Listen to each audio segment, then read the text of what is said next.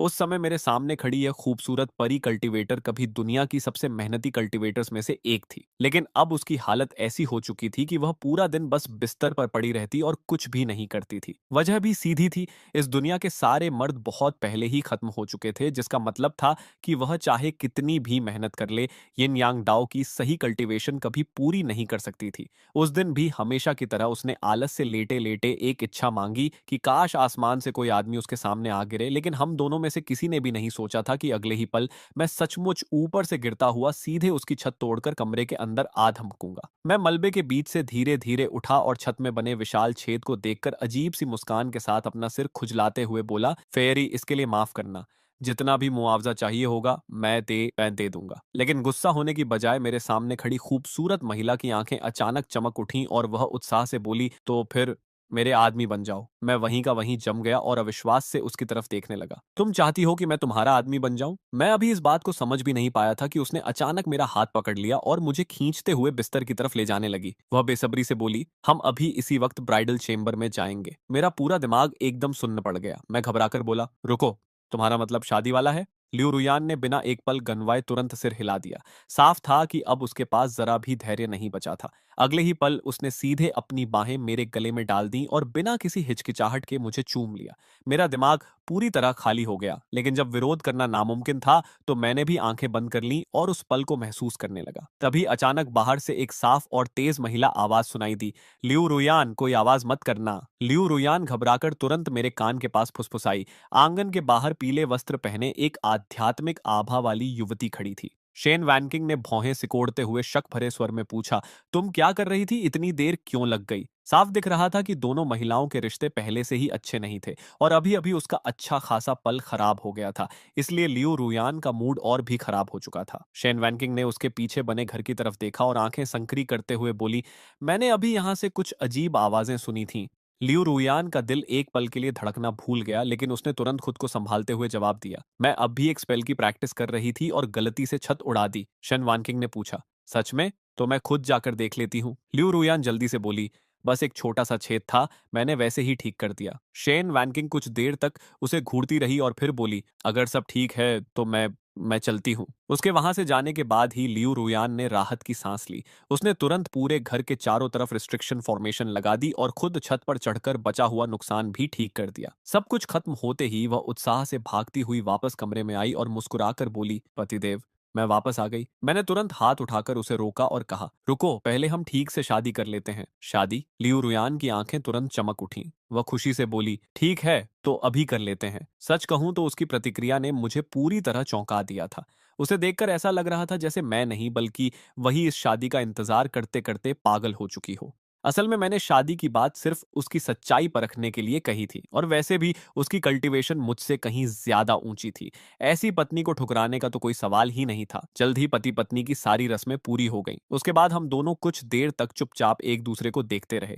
फिर अचानक लियो रोयान खुद को रोक नहीं पाई और सीधे मेरी बाहों में आ गिरी, जबकि मैंने भी उसे कसकर अपनी तरफ खींच लिया। काफी समय बीत गया और आखिरकार जब सब शांत हुआ तो लियो रोयान खुशी से भरा चेहरा लिए मेरे सहारे टिक गई और भावुक आवाज में बोली, मर्द सचमुच स्वर्ग की तरफ से औरतों को मिला सबसे बड़ा उपहार है। इतना कहकर वह अचानक उठी, अपना स्टोरेज पाउच लेकर आई और मेरे सामने रख दिया। मैं हैरानी से बोला, तुम क्या कर रही हो? वह मुस्कुराकर बोली, तुम्हें दे रही हूं। अगले ही पल उसने उसके अंदर की सारी चीजें बाहर उड़ेल दी।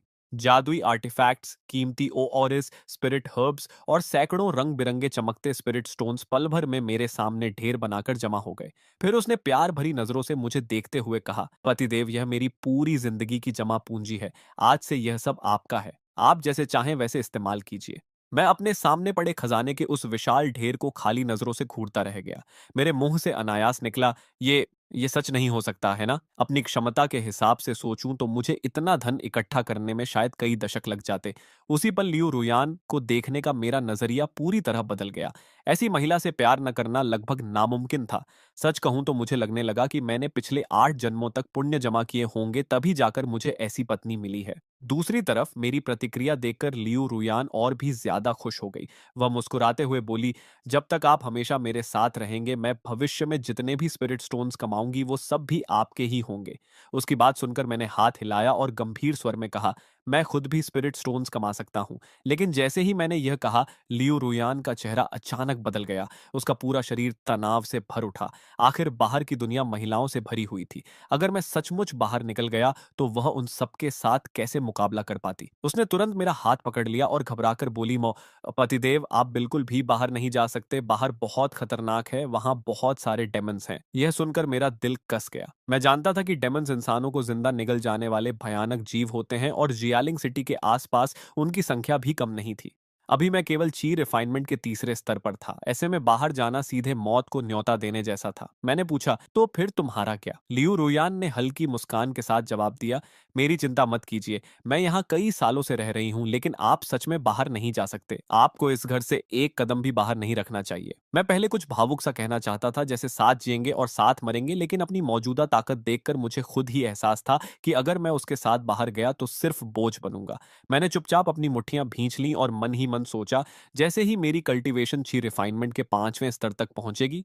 लेकिन मैं अपनी सोच पूरी भी नहीं कर पाया था कि लियू रोयान ने तुरंत मुझे बीच में रोक दिया। वह बोली, जल्दी मत कीजिए, शुरुआती कल्चरेशन सबसे ज्यादा महत्वपूर्ण होती है। आपको धीरे धीरे और मजबूती से आगे बढ़ना चाहिए। मैंने कृतज्ञता से उसकी तरफ देखा और मुस्कुराकर कहा, पत्नी, तुम मेरे लिए बहुत अच्छी हो। चिंता मत करो, मैं आराम से कल्टीवेशन करूंगा। लेकिन दिल के अंदर मैंने खुद को और ज्यादा प्रेरित किया। मुझे जितनी जल्दी हो सके इतना मजबूत बनना था कि मैं उसके साथ कंधे से कंधा मिलाकर लड़ सकूं। उधर लियू रोयान ने जब आखिरकार मुझे घर पर सुरक्षित रहने के लिए मना लिया, तो उसने मन ही मन राहत की लंबी सांस ली। अगली सुबह वह उत्साह से अपनी बैटल रोब्स पहनकर काम पर निकल गई। आखिर उसे अपने पति के लिए कमाना जो था। नॉर्दर्न माउंटेन के स्पिरिट स्टोन माइन में पहुंचने के बाद लियू रुयान पहले से भी ज्यादा मेहनत करने लगी। संकरी और अंधेरी खान की सुरंग के अंदर वह लगातार अपनी पिकैक्स से चलाती रही और खुशी खुशी खुद से बड़बड़ाती रही, मुझे अपने पति के लिए और ज्यादा स्पिरिट स्टोन्स निकालने होंगे। मैं उनके लिए बेहतर रोब्स खरीदूंगी, बेहतर मैजिकल आर्टिफैक्ट्स खरीदूंगी, फ्लाइंग स्वॉर्ड्स खरीदूंगी। जहां तक पिल्स का सवाल है, उन्हें अभी ज्यादा नहीं खरीद सकती। उनकी कल्टीवेशन बहुत तेजी से नहीं बढ़नी चाहिए। अगर वो घर से बाहर निकल गए तो बहुत खतरा होगा। बाहर की दुनिया डीमन से भरी हुई है और मुझे सपोर्ट मैजिक के लिए भी पैसे बचाने होंगे, ताकि मैं अपने पति की और अच्छी तरह रक्षा कर सकूं। स्पिरिट स्टोन्स निकालते निकालते वह हमारे भविष्य की हर छोटी बड़ी योजना मन ही मन बनाती जा रही थी।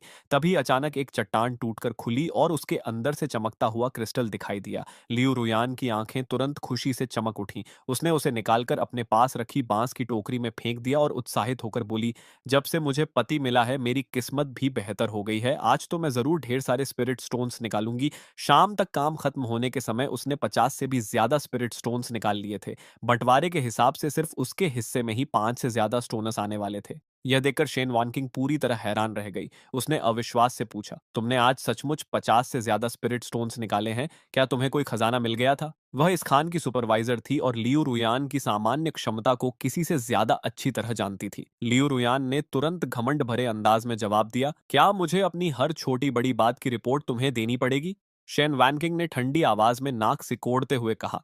साफ था कि उसे इस बात की बिल्कुल परवाह नहीं थी। वह व्यंग्य से बोली, आज बस तुम्हारी किस्मत अच्छी थी। देखते हैं कल कितने स्पिरिट स्टोन्स निकाल पाती हो। तभी आसपास मौजूद दूसरी महिलाएं भी तुरंत लियू रुयान के पास इकट्ठा हो गईं और उससे पूछने लगीं कि उसने इतने सारे स्पिरिट स्टोन्स आखिर निकाले कैसे।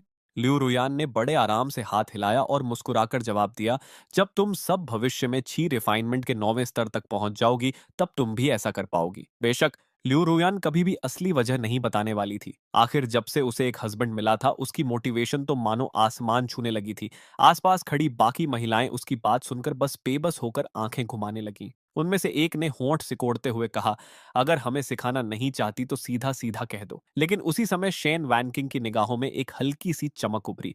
पिछली रात से ही लियू रुयान उसे अजीब लग रही थी और आज तो वह पहले से भी ज्यादा सस्पिशियस दिखाई दे रही थी। उसने मन ही मन फैसला कर लिया कि मौका मिलते ही वह इसकी पूरी तहकीकात करेगी। उसे जरा भी अंदाजा नहीं था कि यही इन्वेस्टिगेशन आगे चलकर उसकी पूरी जिंदगी बदल देगी। ठीक है, मैं चलती हूँ, बाद में मिलते हैं। लियू रुयान खुशी खुशी बोली और अपना सामान समेटकर अपनी फ्लाइंग स्वॉर्ड पर सवार हो गई। अगले ही पल वह जितनी तेजी से हो सकता था अपने घर की तरफ उड़ गई। दूसरी तरफ मैं पूरे दिन घर के अंदर ही बंद रहा था। बाहर की दुनिया खतरों से भरी हुई थी, इसलिए बाहर निकलने का सवाल ही नहीं था। लेकिन अब मेरी एक पत्नी थी और मैं उसे हमेशा अकेले बाहर मेहनत करते हुए नहीं देख सकता था। इसलिए मैंने घर बैठे कमाई करने के तरीकों के बारे में सोचना शुरू किया। शायद टैलिस्मन्स बनाकर, पिल्स रिफाइन करके या फिर कोई और साइड वर्क करके मैं भी परिवार का सहारा बन सकता था। कुछ देर बाद मैंने समय का हिसाब लगाया तो एहसास हुआ कि लियो रुयान के लौटने का समय होने वाला है। इसलिए मैंने बाकी बातें छोड़कर खाना बनाने का फैसला किया। मेरी पत्नी बाहर इतनी मेहनत कर रही थी तो घर के काम संभालना मेरी जिम्मेदारी थी। मैंने 3 डिशेस और एक सूप तैयार किया, फिर एक बड़ा सा बर्तन भरकर गर्म पानी भी उबाल दिया ताकि लौटने के बाद वह आराम से अपने पैर भिगोकर थकान उतार सके। थोड़ी ही देर बाद बाहर से फ्लाइंग स्वॉर्ड के उतरने की आवाज सुनाई दी। लियो रोयान ने फॉर्मेशन बैरियर खोला और कोर्टयार्ड में कदम रखा। मैं तुरंत दरवाजे तक भागा और उसके लिए दरवाजा खोल दिया। पत्नी, सब ठीक है ना सेठ? मैंने चिंता भरे स्वर में पूछा। लियो रुयान ने हल्के से सिर हिलाया और मुस्कुराकर कहा, हाँ, सब अच्छा रहा। लेकिन उसके दिल में एक अलग ही उथल-पुथल चल रही थी। वह जानती थी कि मुझे अपने पास रखने के लिए उसने कुछ बातें छिपाई थीं और इसी वजह से उसे हल्का-सा अपराध बोध भी हो रहा था। साथ ही उसे हर पल यह डर सताता था कि कहीं मैं सिर्फ एक सपना न निकल जाऊं और उसके दूर रहते ही अचानक गायब न हो जाऊं। इसलिए पूरा दिन वह खुशी और बेचैनी के बीच झूलती रही थी। मैंने उसे अपनी बाहों में भर लिया और मुस्कुराकर कहा, आओ, पहले तुम्हारा पसीना साफ कर दूं और फिर गर्म पानी में पैर रखकर आराम कर लो। यह सुनते ही लियू रुयान घबरा गई। ऐसा कैसे हो सकता है? पति मेरी सेवा कैसे कर सकते हैं? सेवा तो मुझे आपकी करनी चाहिए। मैंने उसे हल्के से बैठाते हुए कहा, शांत रहो और बैठ जाओ। लियू रुयान बस मुझे देखती रह गई। उसकी नजरों में मैं इतना परफेक्ट था कि उसे यकीन ही नहीं हो रहा था। इस दुनिया में कौन सा आदमी किसी औरत की सेवा करता था? यहाँ तो हमेशा महिलाएं ही पुरुषों की सेवा करती थीं। उस पल उसे सच में लगा कि उसने जरूर 8 जन्मों के पुण्य कमाए होंगे जो स्वर्ग ने उसे ऐसा पति दिया। मैं गर्म पानी का बासन लेकर उसके सामने घुटनों के बल बैठ गया और बोला, पत्नी पैर ऊपर करो। लियू रुयान का दिल घबराहट से बेकाबू हो गया। पतिदेव, आप ऐसा बिल्कुल नहीं कर सकते। उसके लिए अपने पति से जूते उतरवाना किसी असंभव सपने जैसा था। अगर बाहर की दूसरी महिलाओं को इस बात का पता चल जाता तो शायद वे उसे पीट पीट कर मार डालती या अपनी जलन भरी बातों से ही डुबो देती। लेकिन मैंने उसकी बात नहीं मानी। मैंने खुद उसके जूते उतारे और धीरे से उसके पैर गर्म पानी में रख दिए। उस पल उसकी आंखें लगभग भर आईं। उसे समझ नहीं आ रहा था कि आखिर उसने ऐसा क्या किया था जो उसे इतनी खुशी मिली। पैरों की मालिश करने के बाद मैं उसके पीछे गया और उसके कंधों की मालिश भी करने लगा। इससे वह और भी ज्यादा शर्मिंदा और भावुक हो गई। जब सब खत्म हुआ तो मैंने मुस्कुराकर कहा, खाना काफी देर से तैयार है, चलो खाना खाते हैं। लियो रुयान ने सिर हिलाया और खुद चावल परोसने चली गई। इस बार मैंने उसे नहीं रोका क्योंकि मैं समझ सकता था कि वह अभी भी थोड़ी असहज महसूस कर रही थी। आखिर शादी का मतलब यही था कि पति पत्नी दोनों एक दूसरे का सहारा बने। जल्द ही हम दोनों खाने की मेज पर साथ बैठे थे। हम एक दूसरे को खाना खिलाते हुए उस गर्मजोशी भरे माहौल का आनंद ले रहे थे। दूसरी तरफ हमारे घर से कई 100 मीटर दूर आसमान में शेन वैनकिंग अपनी जेट स्वॉर्ड पर खड़ी थी और हमारे घर को घूर रही थी। उसकी भौहें धीरे धीरे सिकुड़ती जा रही थीं। इसने फॉर्मेशन बैरियर तक लगा रखा है, जरूर कोई राज है। उसने आंखें संकरी करते हुए सोचा, क्या यह फाउंडेशन एस्टैब्लिशमेंट में ब्रेक थ्रू की तैयारी कर रही है? आखिर लियू रुयान बहुत पहले ही ची रिफाइनमेंट के 9th लेयर तक पहुंच चुकी थी। लेकिन शन वांचिंग समझ नहीं पा रही थी कि जो महिला पहले कभी आगे बढ़ने में दिलचस्पी नहीं दिखाती थी वह अचानक इतनी उत्सुक क्यों हो गई। रात को खाना खाने के बाद मैंने लियू रुयान की तरफ देखा और कहा, पत्नी, मैं टैलिस्मन ड्राइंग सीखना चाहता हूँ। यह सुनकर वह तुरंत मुस्कुराई। बहुत अच्छा, पतिदेव को मेरा पूरा सपोर्ट है। मैंने भी मुस्कुराकर कहा, तुम्हारा सपोर्ट ही मेरी सबसे बड़ी मोटिवेशन है। फिर मैंने आगे कहा, मैं एल्केमी भी ट्राई करना चाहता हूं ताकि देख सकूं कि मैं किस चीज में ज्यादा टैलेंटेड हूं। लियो रुयान ने हल्का सा सोचा और बोली, एल्केमी बहुत मुश्किल होती है। उसके लिए स्पिरिट हर्ब्स, पिल फॉर्मूलाज और पिल फर्नेसेस चाहिए होते हैं। उन्हें हासिल करना आसान नहीं है और खर्च भी बहुत ज्यादा होता है। सच कहूं तो शुरुआत में किसी एक चीज पर फोकस करना ही सबसे अच्छा रहता है, वरना किसी में भी मास्टरी हासिल नहीं हो पाती। मैंने समझते हुए सिर हिलाया। तो फिर मैं टैलिस्मन ड्राइंग से शुरुआत करूंगा। तभी अचानक लियू रुयान ने सिर झुका लिया। उसके चेहरे पर अपराध बोध साफ दिखाई दे रहा था। पतिदेव, मुझे माफ कर दीजिए। उसकी आवाज धीमी हो गई। उसे लग रहा था कि वह मेरी हर इच्छा पूरी नहीं कर पा रही थी और कहीं ना कहीं उसके अपने स्वार्थ भी इसमें शामिल थे। दिल के किसी कोने में वह खुद को मेरे लायक नहीं समझती थी। लेकिन मैंने तुरंत उसे अपनी बाहों में खींच लिया और कहा, पति पत्नी के बीच जरूरत से ज्यादा शिष्टाचार सिर्फ दूरी पैदा करता है।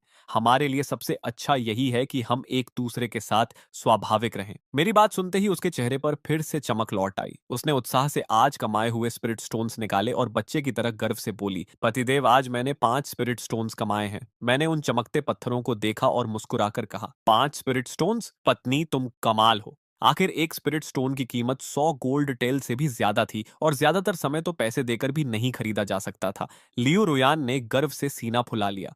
कल मैं इससे भी ज्यादा निकालूंगी। लेकिन मैंने गंभीर होकर सिर हिलाया। अगर कभी तुम्हारी जान को खतरा हुआ तो मेरे लिए 100 क्या 1000 स्पिरिट स्टोन्स भी किसी काम के नहीं होंगे। उधर घर के अंदर मैं पूरा दोपहर टैलिस्मन्स बनाने की कोशिश में लगा रहा, लेकिन 50 बार कोशिश करने के बाद भी एक भी यूजेबल टैलिस्मन नहीं बन पाया। वजह साफ थी, मेरे पास मिक्स्ड ट्रैश स्पिरिचुअल रूट्स थे और किसी खास एलिमेंट के साथ मेरी अफिनिटी नहीं थी। ऐसे में स्पिरिचुअल एनर्जी को शुद्ध रूप में कंट्रोल करना मेरे लिए बेहद मुश्किल काम था। सामान्य तौर पर इस समस्या का हल स्पेशल टूल्स से निकाला जा सकता था, जैसे कि प्योर एलिमेंटल स्पिरिचुअल मटेरियल्स से बने टैलिस्मन ब्रशेस, लेकिन फिलहाल मेरे पास ऐसी कोई चीज बनाने का तरीका नहीं था। आखिरकार मैंने हार मान ली और सोचा कि लियू रुयान के लौटने के बाद हम दोनों मिलकर इसका कोई समाधान निकालेंगे।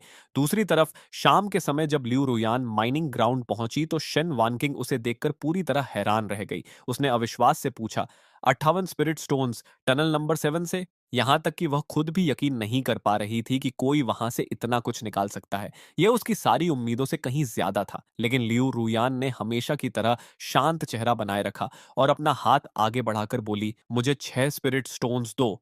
उसके पास कल की कुछ बची हुई कमाई भी थी, इसलिए आज का हिस्सा मिलाकर उसके पास कुल 6 स्टोन्स हो जाते, यानी कल से एक ज्यादा। और इसका मतलब था कि आज घर लौटने पर उसे अपने हस्बैंड से कल से भी ज्यादा तारीफ मिलेगी।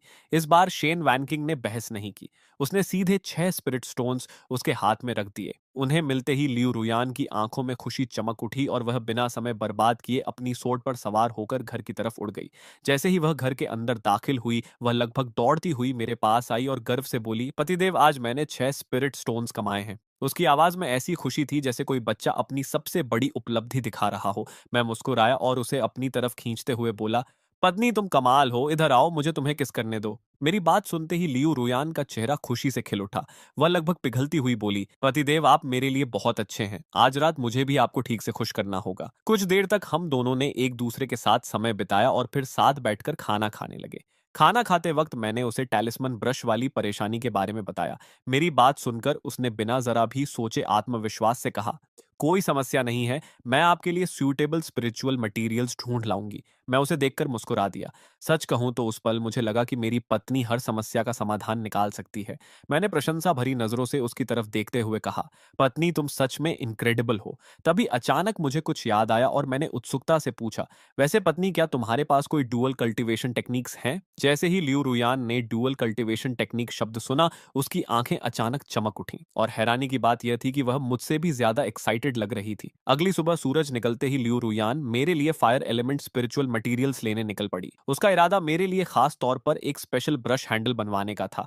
काफी कोशिशों के बाद उसे fire element grade jade material मिल गया और वह उसे लेकर फिर से माइन टनल नंबर 7 की तरफ बढ़ी। लेकिन इस बार शेन वॉन्किंग ने अचानक उसे रोक लिया। आज टनल नंबर 1 खाली है। लियू रुयान थोड़ी हैरान हुई, लेकिन उसने ज्यादा ध्यान नहीं दिया।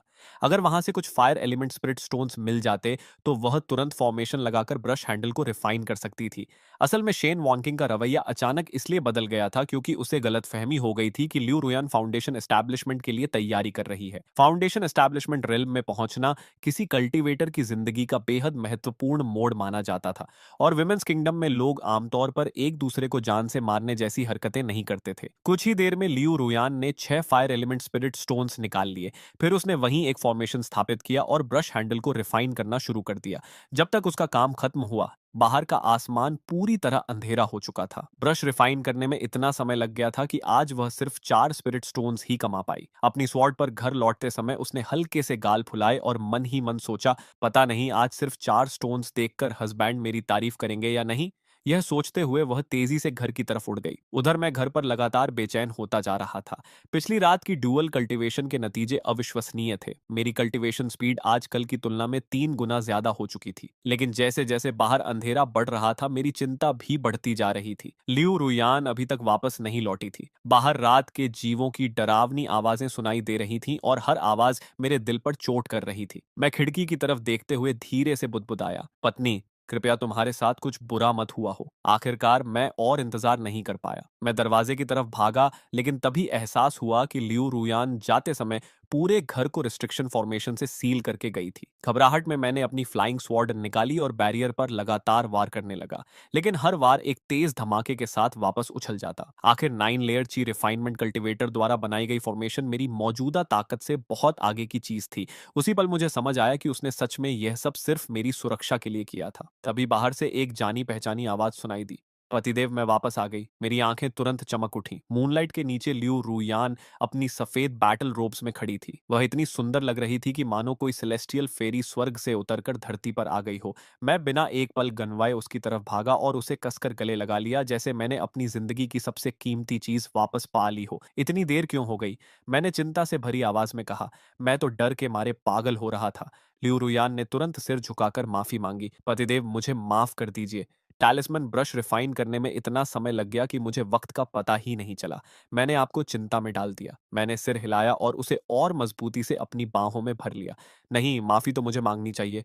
तुमने यह सारी मेहनत सिर्फ मेरी वजह से की है। मेरी बात सुनकर लियू रुयान की आंखें हल्की नम हो गईं। उसने मुझे देखते हुए धीमे स्वर में कहा, पतिदेव ऐसा मत कहिए। आपके लिए यह सब कर पाना ही मेरी सबसे बड़ी ब्लेसिंग है। उस पल मेरा दिल पूरी तरह भर आया। मेरे पास अपनी भावनाओं को शब्दों में बयान करने का कोई तरीका नहीं बचा था, इसलिए मैंने उन्हें सिर्फ अपने एक्शन से जताया। लियू रुयान एक पल के लिए ठिठकी, फिर उसने अपनी बाहें मेरे गले में डाल दी और पूरे दिल से मेरे जवाब में खुद को मेरे करीब कर लिया। कई मिनट बाद मैं भारी सांसें लेते हुए आखिर उससे थोड़ा अलग हुआ और गंभीर स्वर में कहा, आज के बाद तुम्हें अंधेरा होने से पहले घर लौटना होगा। अगर फिर कभी इतनी देर हुई तो मैं तुम्हें सजा दूंगा। मेरी बात सुनते ही लियू रुयान के होंठों पर शरारती मुस्कान आ गई। उसने चमकती आंखों से मेरी तरफ देखा और छेड़ते हुए पूछा, अच्छा पतिदेव, तो आप मुझे किस तरह की सजा देने वाले हैं? फिर वह थोड़ा और करीब आई और धीमी आवाज में बोली, पतिदेव क्या आप मुझे अभी सजा दे सकते हैं? उसकी बात सुनकर मैं एक पल के लिए पूरी तरह निरुत्तर हो गया। यह औरत सच में दिन ब दिन ज्यादा खतरनाक होती जा रही थी। मैंने बेबस होकर उसका गाल खींचा और कहा, शरारती लड़की, बात न मानने का यही नतीजा होता है। खाने से पहले लियू रुयान खुशी खुशी 4 स्पिरिट स्टोन्स मेज पर रखकर बोली, पतिदेव आपकी ये पत्नी आज उतनी मेहनत नहीं कर पाई। मैं सिर्फ 4 स्पिरिट स्टोन्स ही कमा सकी। मैंने मुस्कुराकर सिर हिलाया। 4 स्पिरिट स्टोन्स कम नहीं होते, ज्यादातर कल्टीवेटर तो इतना भी नहीं कमा पाते। तुम्हें इसके लिए रिवॉर्ड मिलना चाहिए। रिवॉर्ड शब्द सुनते ही उसकी आंखें तुरंत चमक उठीं। तो फिर पतिदेव मुझे क्या रिवॉर्ड देने वाले हैं? उसने उत्सुकता से पूछा। मैंने हंसते हुए कहा, पहले यह तो बताओ कि तुम्हें चाहिए क्या? लियू रुयन कुछ पल झिझकी, फिर उम्मीद भरी नजरों से बोली, पतिदेव क्या आप मुझे अपनी कोई पर्सनल चीज दे सकते हैं, ताकि जब मैं बाहर रहूं तो मुझे हमेशा ऐसा लगे कि आप मेरे साथ हैं? उसकी बात सुनते ही मुझे जैसे किसी ने झकझोर दिया। मेरी पत्नी अपनी सारी दौलत मुझे दे चुकी थी, रोज मेरे लिए जान जोखिम में डालकर काम करती थी, लेकिन मैंने उसे आज तक एक भी गिफ्ट नहीं दिया था। दिल में अपराध बोध उमड़ आया। मैंने तुरंत अपना स्टोरेज पाउच खोला और उसमें से एक छोटा सा खूबसूरती से तराशा हुआ वुडन सोर्ड निकाला। वह 1 फुट से भी छोटा था, लेकिन मेरे लिए बेहद कीमती था। मैंने उसे सावधानी से उसकी हथेली पर रखते हुए कहा, इसे मैंने तब खुद तराशा था जब मैं सिर्फ 8 साल का था। इसके बाद पूरे 10 साल तक यह हमेशा मेरे साथ रहा। यह मेरी सबसे कीमती चीज है। अब मैं इसे तुम्हें दे रहा हूं। उम्मीद है यह तुम्हारे लिए भी गुड लक लेकर आएगा। लियू रुयान उस छोटी सी लकड़ी की तलवार को ऐसे देख रही थी जैसे दुनिया का सबसे अनमोल खजाना उसके हाथ लग गया हो। उसने दोनों हाथों से उसे संभालकर पकड़ा और भावुक आवाज में फुसफुसाई, यह बहुत सुंदर है, सच में बहुत सुंदर। फिर उसने गंभीर होकर मेरी तरफ देखा और कहा, जब मेरी कल्टीवेशन भविष्य में और मजबूत हो जाएगी तब मैं आपको इससे भी बड़ा खजाना दूंगी। मैंने तुरंत सिर हिलाया। नहीं, चाहे कोई खजाना कितना भी कीमती क्यों ना हो, वह इस वुडन स्वॉर्ड की बराबरी नहीं कर सकता। इसमें तुम्हारा अतीत है, तुम्हारी यादें हैं, तुम्हारी जिंदगी का हिस्सा है। यह दुनिया में बिल्कुल यूनिक है। मेरे लिए इससे ज्यादा कीमती कुछ नहीं हो सकता। मेरी बात सुनकर लियू रुयान की आंखें और भी नरम हो गईं। उसे ऐसा कहते सुनकर मेरा दिल सच में पिघल गया। मेरी यह पत्नी जरूरत से ज्यादा अच्छी थी। मैंने जल्दी से मुस्कुराते हुए कहा, ठीक है पत्नी, अब जल्दी खाना खाते हैं, उसके बाद हम साथ में कल्टीवेशन करेंगे। यह सुनते ही लियू रुयान का चेहरा लाल हो गया।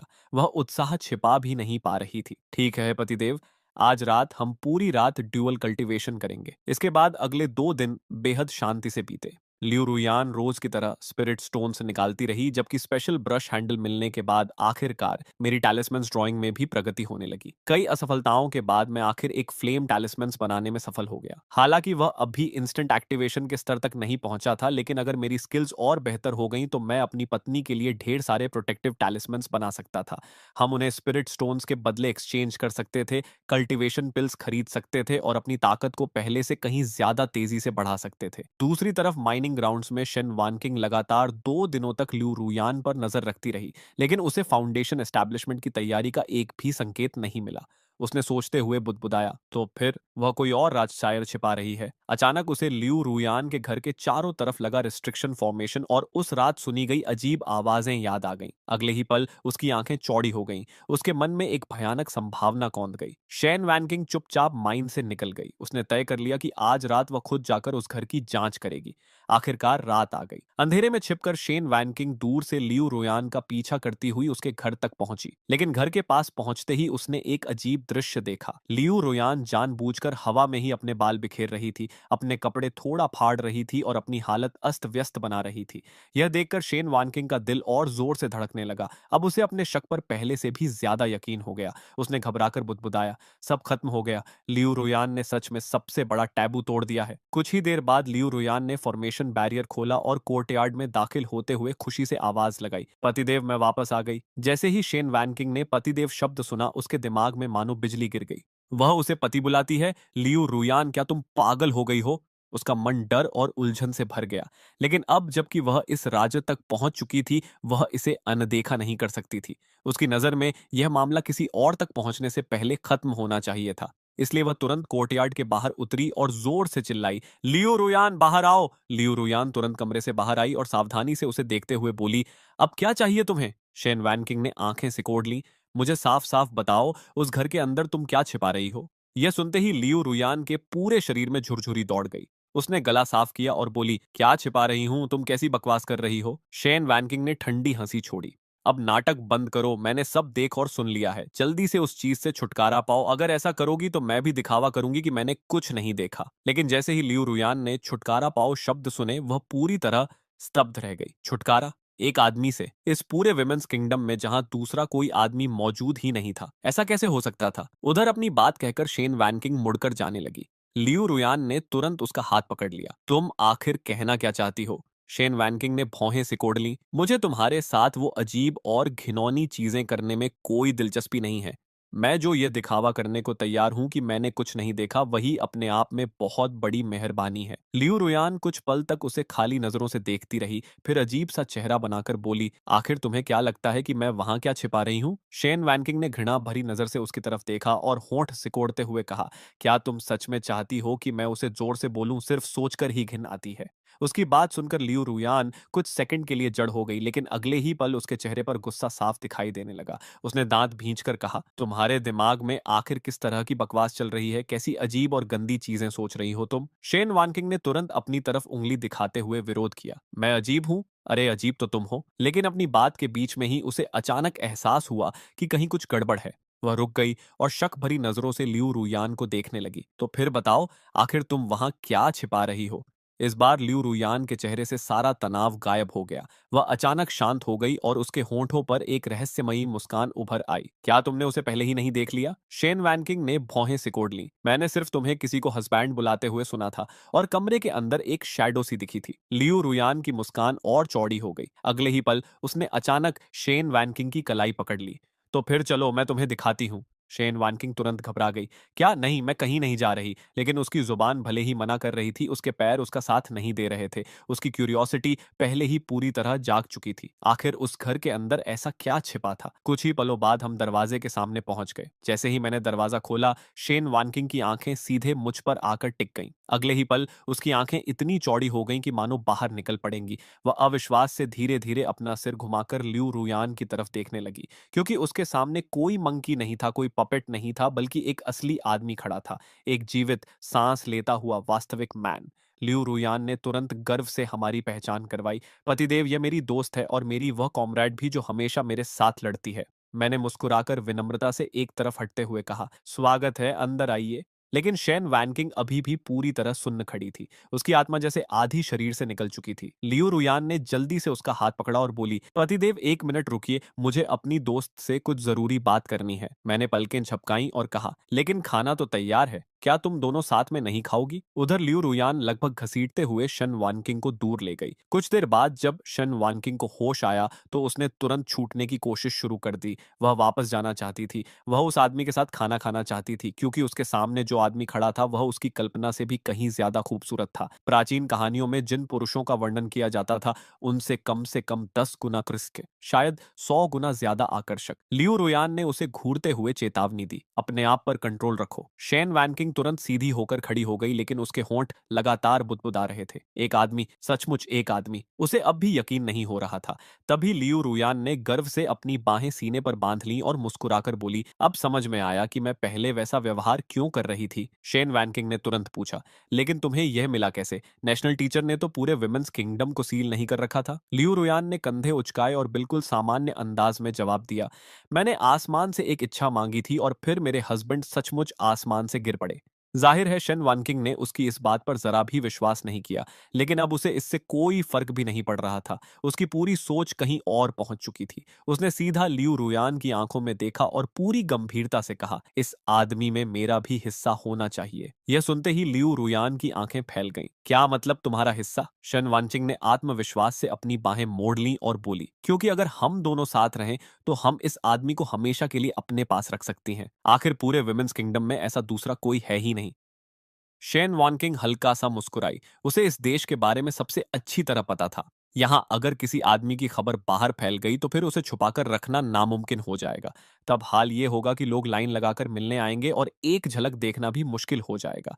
उसने लियू रुयान की तरफ देखा और बोली, वैसे तुमने मुझे उससे मिलवाया ही है तो कहीं ना कहीं तुम्हारा भी यही इरादा था ना? लियू रुयान ने उसे गौर से देखा और कहा, तुम काफी समझदार हो, ठीक है, लेकिन तुम्हें मेरी बात माननी होगी। शेन वैनकिंग ने तुरंत सिर हिलाया, ठीक है, जैसा तुम कहो। लेकिन फिर लियू रुयान बोली, इतना आसान नहीं है। मैं और मेरे पति पहले ही शादी कर चुके हैं। यह सुनकर शन वानशिंग ने दांत भींच लिए, लेकिन उसके पास कोई और रास्ता भी नहीं था। फिर उसने बात बदलते हुए पूछा, वैसे तुमने उन्हें अपने पास कैसे रोके रखा? लियू रुयान मुस्कुराई और अपना पूरा प्लान बताने लगी। सब सुनने के बाद शेन वैनकिंग को समझ आ गया। उसने कहा, सच कहूं तो तरीका बुरा नहीं है और तुमने झूठ भी नहीं बोला। यहाँ सच में बहुत सारे राक्षस हैं, बस सबकी सब राक्षसी औरतें हैं। दोनों हंस पड़ी। फिर लियू रुयान ने गंभीर होकर कहा, लेकिन एक बात सच है, मैं अपने पति से दिल से प्यार करती हूँ। उसकी आंखों में पूरा भरोसा था। कुछ ही दिनों में वह मुझसे पूरी तरह प्यार करने लगी थी। फिर उसने शेन वैनकिंग से कहा, कल मैं कोशिश करूंगी कि मेरे पति तुम्हें भी स्वीकार कर लें, लेकिन आगे से हर रात किसके साथ रहना है इसका फैसला वही करेंगे।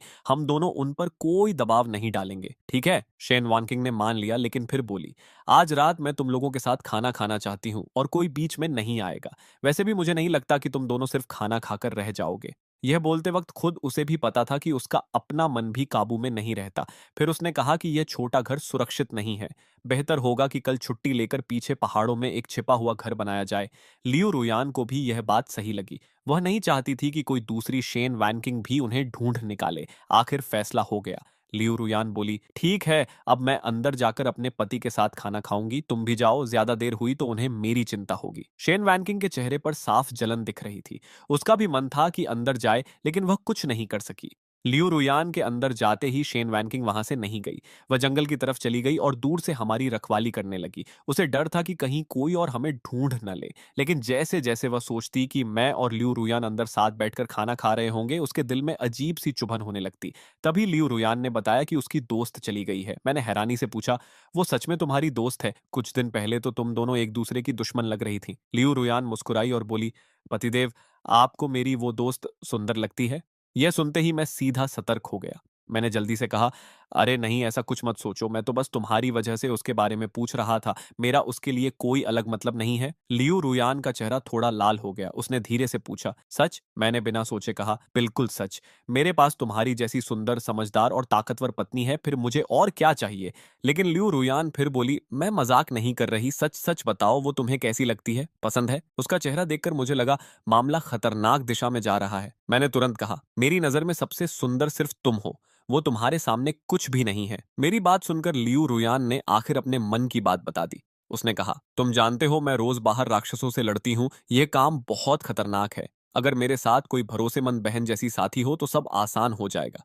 इसलिए मैं चाहती हूँ कि तुम उससे भी शादी कर लो। यह सुनते ही मैंने तुरंत मना कर दिया। तुम आखिर सोच क्या रही हो, मुझे क्या समझ रखा है? सच कहूं तो उसकी बात सुनकर मुझे थोड़ा बुरा भी लगा। ऐसा लगा जैसे वह मुझे किसी और के साथ बांटना चाहती हो। उसे उसकी गलती समझाने के लिए मैंने उसे गोद में उठा लिया और बिस्तर की तरफ चल पड़ा। लियो रुयान ने घबराकर मेरी गर्दन पकड़ ली। उसी समय बाहर शेन वैनकिंग बेचैन होकर पहरा दे रही थी। उसकी नजर बार बार घर की तरफ जा रही थी। उसके मन में बार बार यही ख्याल आ रहा था कि शायद इस वक्त मैं और लियो रुयान साथ बैठे होंगे। जितना वह सोचती उतनी ही उसे जलन होती। फिर उसके मन में एक और ख्याल आया, अगर मैं भी। हम तीनों बस इतना सोचते ही उसका चेहरा लाल हो गया। उसका मन हुआ कि अंदर जाकर देखे, लेकिन वादा उसे रोक रहा था। इसलिए वह बस बाहर चक्कर लगाती रही। अगली सुबह लियू रुयान बड़ी मुश्किल से उठी। उसकी हालत थकी हुई लग रही थी। काफी देर खुद को संभालने के बाद वह बाहर निकली और बाहर आते ही शेन वैनकिंग को खड़ा पाया। उसने पूछा, तुम अभी आई हो या रात भर यहीं थी? शेन वैनकिंग ने जवाब दिया, जी रात भर यहीं थी। यह सुनकर लियू रुयान भी हैरान रह गई। तभी शेन वैनकिंग ने पूछा, तुम्हारी आवाज को क्या हुआ? अचानक इतनी बैठी हुई क्यों लग रही है? यह सुनते ही लियू रुयान चौंक गई और बोली, ये सब तुम्हारी वजह से हुआ है। तुम्हारी बात की वजह से मुझे पूरी रात सजा मिली। शेन वैनकिंग तुरंत गुस्से में आ गई। क्या उन्होंने तुम्हें मारा? लेकिन अगले ही पल खुद ही बोली, नहीं ये कैसे हो सकता है, वो तो तुमसे कमजोर हैं। लियू रुयान का चेहरा लाल हो गया। उसने बस इतना कहा, उन्होंने मुझे मारा नहीं, बाकी बातें तुम्हें बाद में समझ आ जाएंगी। शेन वैनकिंग और भी कंफ्यूज हो गई, लेकिन ल्यू रुयन ने तुरंत बात बदल दी। चलो आज हमारे पास बहुत काम है। दोनों पहले छुट्टी लेने गईं और फिर पीछे के पहाड़ों की तरफ निकल पड़ी। वहां घना जंगल था और जंगली दैत्य भी रहते थे। कमजोर लोग अकेले वहां जाने की हिम्मत नहीं करते थे। काफी देर जगह देखने के बाद उन्हें एक सुनसान घाटी पसंद आई। जगह सुरक्षा के लिए बिल्कुल सही थी। फिर दोनों ने वहीं नया घर बनाना शुरू कर दिया। थोड़ी ही देर में एक अच्छा सा छिपा हुआ घर तैयार हो गया। अंदर सामान रखा गया और जगह को आरामदायक बना दिया गया। सब खत्म होने के बाद शेन वानकिंग खुशी से बोली, चलो अब पतिदेव को लेने चलते हैं। वह इतनी खुश थी कि जैसे नई जिंदगी शुरू होने का इंतजार ही नहीं कर पा रही थी। लेकिन तभी लियू रुयान ने उसे रोक दिया। शेन वैनकिंग ने पूछा, क्या हुआ? लियू रुयान थोड़ी झिझकते हुए बोली, वो अभी पतिदेव ने तुम्हें स्वीकार नहीं किया है। शायद तुम्हें कुछ दिन और इंतजार करना पड़े। यह सुनते ही शेन वैनकिंग का चेहरा बदल गया। क्या मतलब? मैंने इतना सब किया, पूरा एक दिन और एक रात इंतजार किया और अब तुम कह रही हो नहीं होगा? मुझे तो लगता है तुमने ठीक से बात ही नहीं की। फिर उसने जिद से कहा, मुझे कुछ नहीं सुनना, आज रात ही मुझे पतिदेव के साथ शादी करनी है। लियू रुयान ने पूछा, और अगर नहीं हुआ तो? शनवंशिंग बोली, तो फिर क्या, मैं सबको बता दूं? लियू रुयान भी इस बार सख्त हो गई। अगर तुमने ऐसा किया तो तुम्हारे पास कोई मौका नहीं बचेगा। शेन वैनकिंग ने तुरंत जवाब दिया, तो सच यही है, तुम बीच में रुकावट डाल रही हो, तुम्हारा मन बदल गया है। अगर मुझे नहीं मिलेगा तो फिर किसी को भी नहीं मिलेगा। लियू रोयान को उम्मीद नहीं थी कि शेन वैनकिंग इतनी जिद्दी निकलेगी। उसने नरम होकर कहा, मैंने मना नहीं किया, बस कुछ दिन इंतजार करने को कहा है। लेकिन शेन वानकिंग ने सिर हिलाया और पूरी जिद के साथ बोली, एक दिन भी नहीं, आज रात, अभी, इसी वक्त। क्योंकि आज एक दिन रुकी तो कल 2 दिन रुकना पड़ेगा। शेन वॉनकिंग ने जिद पकड़ ली थी। वह बोली, जितना ज्यादा इंतजार होगा उतनी ज्यादा परेशानी खड़ी हो सकती है। मैं तो तैयार हूं, लेकिन असली दिक्कत यह है कि तुम्हारे पति मुझे स्वीकार ही नहीं कर रहे। फिर उसने नाराज होकर कहा, आखिर क्यों? मुझ में कमी क्या है? मैं जवान हूं, सुंदर हूं, फिर भी वो मुझे क्यों नहीं चाहते? मुझे पूरा यकीन है कि तुमने उनके सामने मेरी तारीफ नहीं की होगी। लियो रोयान ने तुरंत विरोध किया। उसकी आंखों में नरमी आ गई और वह बोली, मेरे पति अलग हैं, वो बहुत वफादार इंसान है, उनके दिल में सिर्फ मैं हूं। शैन वैनकिंग ने ठंडी हंसी के साथ कहा, मुझे उनके दिल से मतलब नहीं, मुझे बस उन्हें अपने पास चाहिए। चाहे वो क्या सोचते हो, आज रात ही फैसला होगा। लियू रुयान को समझ नहीं आ रहा था कि उसे कैसे समझाए। आखिर उसने कहा, तुम्हें उनके दिल की परवाह नहीं होगी, लेकिन मुझे है। मैं उन्हें किसी भी तरह दुख नहीं पहुंचाना चाहती। शेन वैनकिंग ने तुरंत कहा, देखा, फिर वही बात, साफ है कि तुम ही बीच में रुकावट डाल रही हो। इतना कहकर उसने अपनी उड़ने वाली तलवार भी निकाल ली। मामला बिगड़ता देख लियू रोयान ने गहरी सांस ली और बोली, ठीक है, पहले मेरी बात सुन लो, जैसा मैं कहूं वैसा करना। उसी समय मैं घर पर था कि अचानक बाहर से लियू रोयान की आवाज आई, पतिदेव मैं वापस आ गई। मैं बाहर निकला तो एक पल के लिए दंग रह गया। लियू रुयान के कपड़े फटे हुए थे, शरीर पर चोटों के निशान थे और कुछ जगह खून भी लगा हुआ था। उसके पीछे शेन वैनकिंग भी खड़ी थी। उसकी हालत भी लगभग वैसी ही थी। मैं घबरा गया और तुरंत लियू रुयान को अंदर ले गया। ये क्या हुआ, इतनी बुरी तरह घायल कैसे हो गई? उसने थकी हुई आवाज में कहा। रास्ते में बहुत सारे राक्षस मिल गए थे। यह सुनते ही मैंने जल्दी से दवा निकाली और कहा, जल्दी बैठो, मैं तुम्हारी मरहम पट्टी कर देता हूँ। दरवाजे पर खड़ी शेन वांकिंग चुपचाप यह सब देख रही थी। उसके चेहरे पर एक अजीब सा भाव था, शायद पहली बार उसने किसी को इतनी परवाह करते देखा था। कुछ देर बाद वह भी अंदर आ गई, दरवाजा बंद किया और अपनी बाहरी चादर उतार दी। मैं यह देखकर पूरी तरह चौंक गया। तुम ये क्या कर रही हो? मैंने पूछा। शेन वैनकिंग ने सीधे जवाब दिया, मुझे भी चोट लगी है, मेरा भी इलाज करो। उसकी आवाज हमेशा की तरह सख्त थी, लेकिन उसके अंदर छिपी भावना मैं समझ सकता था। वह भी वही अपनापन चाहती थी जो मैं लियू रुयान को दे रहा था। मैंने दवा की शीशी उसकी तरफ बढ़ाई और कहा, तुम खुद लगा लो। लेकिन उसने सिर हिलाया, नहीं तुम लगाओ। तभी लियू रुयान ने धीरे से कहा, पतिदेव, पहले मेरा काम हो गया है, आप उसकी मदद कर दीजिए। मैं समझ गया कि अब बचने का कोई रास्ता नहीं था। आखिर शेन वानकिंग ने हमारी काफी मदद की थी। मैंने दवा उठाई और उसकी चोटों पर लगानी शुरू कर दी। जैसे ही मेरा हाथ उसकी चोट के पास पहुंचा, उसका शरीर हल्का सा कांप गया। उसके चेहरे पर लालिमा आ गई। मैं बस अपना काम कर रहा था, लेकिन उसकी हालत देखकर लग रहा था जैसे वह पहली बार किसी की इतनी परवाह महसूस कर रही हो।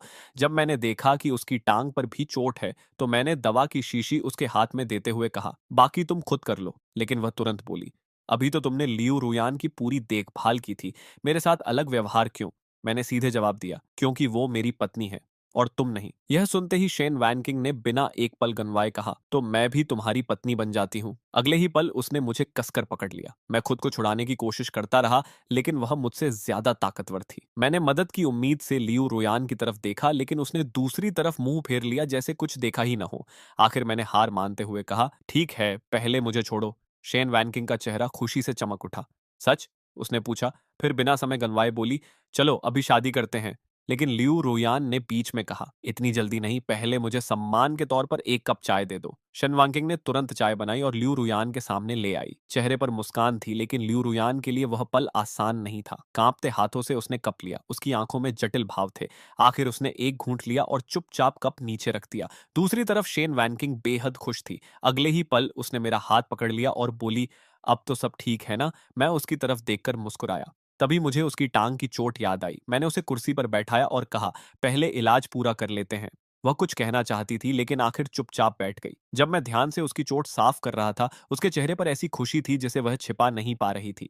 शायद उसकी जिंदगी में पहली बार कोई उसकी इतनी परवाह कर रहा था। लेकिन कमरे के कोने में बैठी लियू रुयान यह सब देख रही थी। उसके चेहरे पर मुस्कान थी, मगर दिल के अंदर कुछ टूट रहा था। जो अपनापन कभी सिर्फ उसका था, अब वह किसी और के साथ भी बांट रहा था। और सबसे ज्यादा दर्द इस बात का था कि यह फैसला उसने खुद लिया था। कुछ देर बाद शेन वैनकिंग खुशी खुशी मेरे साथ कमरे की तरफ चली गई। जाने से पहले मैंने लियू रुयान की तरफ देखा। मैं समझ सकता था कि उसने यह फैसला क्यों लिया। इस खतरनाक दुनिया में अकेले रहना मुश्किल था, साथ रहना ही सुरक्षित था। लेकिन सही फैसला होने का मतलब यह नहीं था कि उसे दर्द नहीं हो रहा था। हम कमरे के अंदर चले गए, जबकि लियू रुयान चुपचाप अपने कमरे में लौट गई। दरवाजा बंद होते ही उसकी आंखों से आंसू निकल पड़े।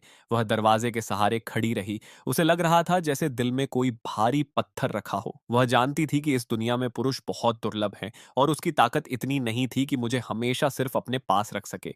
फिर भी जब किसी इंसान की पूरी दुनिया सिर्फ एक व्यक्ति बन जाए, तो उसे किसी और के साथ बांटना आसान नहीं होता। उस रात लियू रोयान सो नहीं पाई। वह बार बार मेरे कमरे की तरफ देखती रही। उसके मन में तरह तरह के विचार आते रहे। सबसे ज्यादा डर उसे इस बात का था कि कहीं समय के साथ मैं उसकी परवाह कम न करने लगूं। इसी चिंता और बेचैनी के बीच पूरी रात गुजर गई। सुबह लियू रोयान ने अपने कपड़े ठीक किए और कमरे से बाहर निकल आई। बाहर आकर वह ऐसे व्यस्त होने का नाटक करने लगी जैसे कोई काम कर रही हो, लेकिन उसकी नजर बार बार मेरे कमरे की तरफ जा रही थी। वह इंतजार कर रही थी कि मैं और शेन वैनकिंग बाहर निकलें, मगर काफी देर तक कोई हलचल नहीं हुई। देखते देखते काम पर जाने का समय भी हो गया, फिर भी दरवाजा नहीं खुला। लियू रुयान हैरान थी। उसे समझ नहीं आ रहा था कि आखिर अंदर क्या चल रहा है। जब उसकी और मेरी शादी हुई थी, तब तो अगली सुबह वह जल्दी उठकर खाना बनाने लग गई थी। उसके बाद भी हर सुबह ऐसा ही होता था। लेकिन आज सब अलग था। चिंता की वजह से उसका काम पर जाने का भी मन नहीं रहा। उसने सोचा, चलो एक दिन की सजा मिल जाएगी तो मिल जाएगी, कुछ कोड़े ही तो पड़ेंगे। आखिर जब सूरज काफी ऊपर चढ़ चुका था, तब मैं और शेन वैनकिंग बाहर निकले। शेन वैनकिंग मेरा हाथ पकड़े हुए थी और चेहरे पर बड़ी खुश मुस्कान थी। वह हंसते हुए बोली, पतिदेव, आप बिना कितने बुरे हैं, इतना देर तक सोने ही नहीं दिया। मैंने मुस्कुराकर कहा, मैं बुरा हूं? लेकिन तुम्हें तो बहुत पसंद आया था। यह सुनकर शेन वैनकिंग शर्मा गई और प्यार से मेरे सीने पर हाथ फेरने लगी।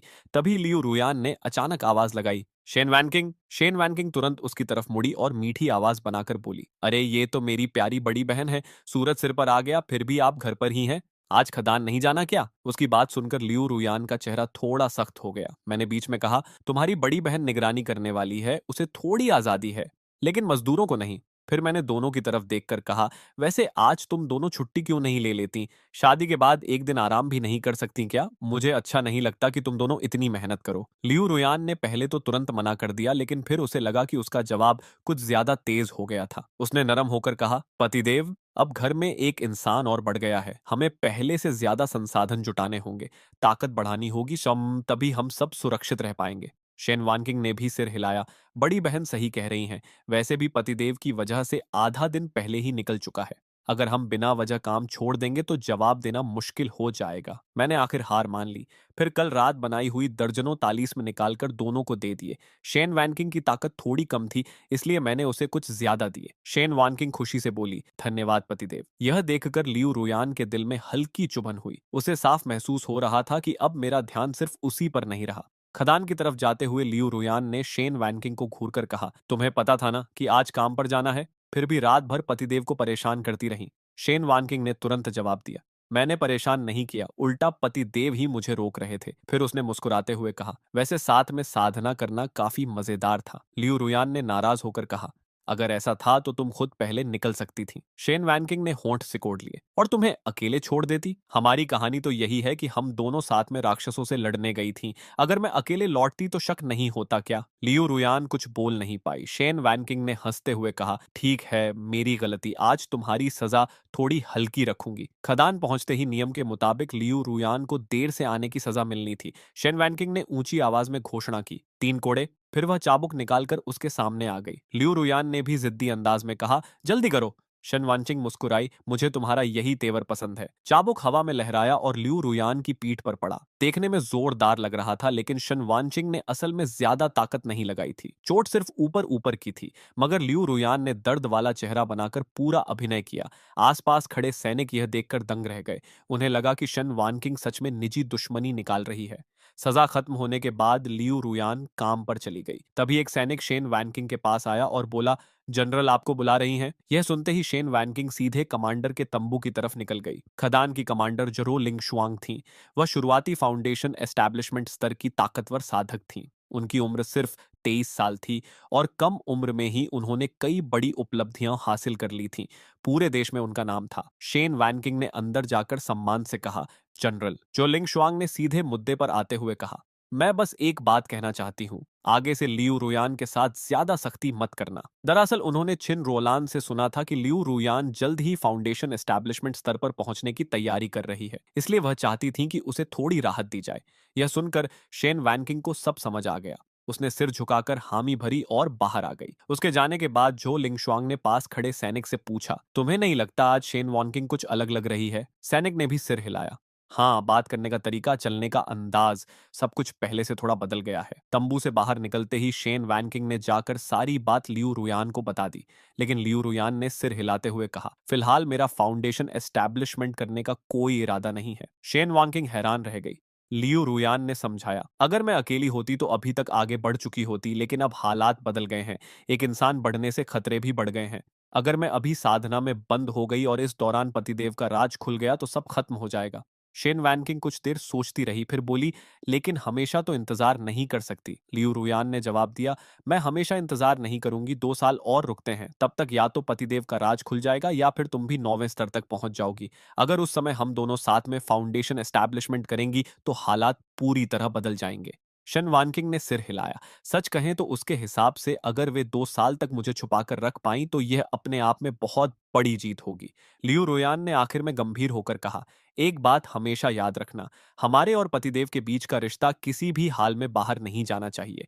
यह सुनकर शेन वैनकिंग ने बिना कुछ कहे अपनी कमर से चाबुक निकाल लिया और हल्की मुस्कान के साथ उसे घुमाने लगी। मैंने दोनों की बातें सुनी और हाथ हिलाते हुए कहा, ठीक है, ठीक है, अब जाओ भी। सच कहूं तो दो बेहद खूबसूरत पत्नियां होना जितना सुख लगता है उतना आसान भी नहीं था। मेरा दिल दो हिस्सों में बांट गया था। बाहर दोनों की सुरक्षा की चिंता अलग रहती थी, टैलिस्मन भी दो लोगों के लिए बनाने पड़ते थे, खाना भी दोनों की पसंद का अलग अलग तैयार करना पड़ता था। फिर रात को किसके साथ समय बिताऊं यह भी एक बड़ी समस्या थी। मैं तो कोई क्लोन टेक्निक जानता नहीं था। आखिर मैंने एक बड़ा सा बर्तन पानी से भरकर गर्म किया, एक बड़ा टब तैयार किया और एक लंबी बेंच भी बना दी। सब कुछ तैयार करने के बाद मैं गुफा के बाहर खड़ा होकर दोनों का इंतजार करने लगा। ज्यादा देर नहीं हुई थी कि लियू रुयान और शेन वैनकिंग वापस आती दिखाई दी। दोनों ऐसे लग रही थीं जैसे आसमान से दो परियां उतर रही हों। उन्हें देखते ही मेरे चेहरे पर मुस्कान आ गई। मैंने बाहें फैला दी और कहा, मेरी दोनों पत्नियां वापस आ गईं। लियू रुयान सबसे पहले दौड़कर मेरे गले लग गई। शेन वैनकिंग भी पीछे नहीं रही और तुरंत आकर मुझे कसकर पकड़ लिया। मैं दोनों को साथ में गले लगाए खड़ा था और उस पल खुद को बहुत खुशकिस्मत महसूस कर रहा था। मैंने हंसते हुए कहा, चलो अंदर चलते हैं, गर्म पानी तैयार है, आज मैं तुम दोनों के पैर दबाऊंगा। शेन वैनकिंग यह सुनकर हैरान रह गई। दूसरी तरफ लियू रुयान तो सीधे जाकर बेंच पर बैठ गई। मैं उसके जूते उतारने ही वाला था कि शेन वैनकिंग ने मुझे रोक लिया। उसने बड़ी गंभीरता से कहा, पतिदेव ये क्या कर रहे हैं, ये काम आपको नहीं करना चाहिए। उसके लिए यह बात बिल्कुल अजीब थी। उसके हिसाब से पुरुषों को आराम दिया जाता है, उनसे ऐसे काम नहीं करवाए जाते। अगले ही पल उसने मुझे बेंच पर बैठा दिया और लियू रुयान को भी खींचकर अपने साथ ले आई। फिर दोनों मिलकर मेरे पैर धोने लगी। लियू रुयान को भी लगा कि शायद शेन वैनकिंग की बात सही है। पहले वह मेरी हर बात मान लेने की कोशिश करती थी क्योंकि उसे डर था कि कहीं मैं नाराज ना हो जाऊं। लेकिन अब हालात बदल चुके थे। अगर वह हमेशा पीछे हटती रही तो शायद मेरा सारा ध्यान शेन वैनकिंग की तरफ चला जाता। शेन वैनकिंग ने मुस्कुराकर कहा, पतिदेव आपकी सेवा करना तो हमारा काम है। आप हमारे सबसे कीमती इंसान हैं। लियू रुयान ने भी सिर हिलाकर हामी भर दी। मैं लाख मना करता रहा लेकिन दोनों ने मेरी एक नहीं सुनी। आखिर मैं चुपचाप बैठकर उनका प्यार महसूस करता रहा। कुछ देर बाद मैंने कहा, क्यों ना हम तीनों साथ में पैर धो लें। दोनों को यह बात पसंद आई लेकिन शेन वॉनकिंग बोली, पहले पतिदेव, उसके लिए मेरी सुविधा सबसे पहले थी। मैं दोनों को देखकर बस मुस्कुरा दिया। तभी मेरे दिमाग में एक नया आइडिया आया। क्यों ना गुफा में एक बड़ा गर्म पानी का पूल बनाया जाए, नीचे हीटिंग फॉर्मेशन लगा देंगे, फिर हम तीनों रोज साथ में आराम कर सकेंगे। सोचकर ही मैं खुश हो गया। शेन वानकिंग ने मेरी मुस्कान देखकर पूछा, पतिदेव क्या सोच रहे हैं? मैंने हंसकर जवाब दिया, बस यही कि मैं कितना खुश हूं। लियू रुयान भी मुस्कुरा दी। उसे याद आ गया कि जब मैं उसका ख्याल रखता था तब उसे भी यही एहसास होता था। थोड़ी देर बाद शेन वैनकिंग ने पूछा, वैसे मसाज क्या होता है? यह सुनते ही लियू रुयान मेरे पीछे आकर मेरे कंधे दबाने लगी। शन वानचिंग की आंखें चमक उठीं। ओह, तो ये होता है। फिर वह मेरे पास बैठकर मेरी टांगें दबाने लगी। मैंने दोनों को कुछ तरीके बताए कि कहाँ दबाने से ज्यादा आराम मिलता है। दोनों बहुत तेज सीखने वाली थीं। थोड़ी ही देर में उन्होंने टेक्निक समझ ली और अपनी स्पिरिचुअल एनर्जी भी इस्तेमाल करनी शुरू कर दी। सच कहूं तो मुझे इतना आराम मिल रहा था कि पूरा शरीर हल्का लगने लगा। कुछ देर बाद मैंने कहा, बस अब खाना खाते हैं, नहीं तो सब ठंडा हो जाएगा। तभी लियू रुयान ने 5 स्नैक निकालकर मेरी तरफ बढ़ाए। पतिदेव, यह मैंने आज कमाए हैं। मैं तुरंत गंभीर हो गया।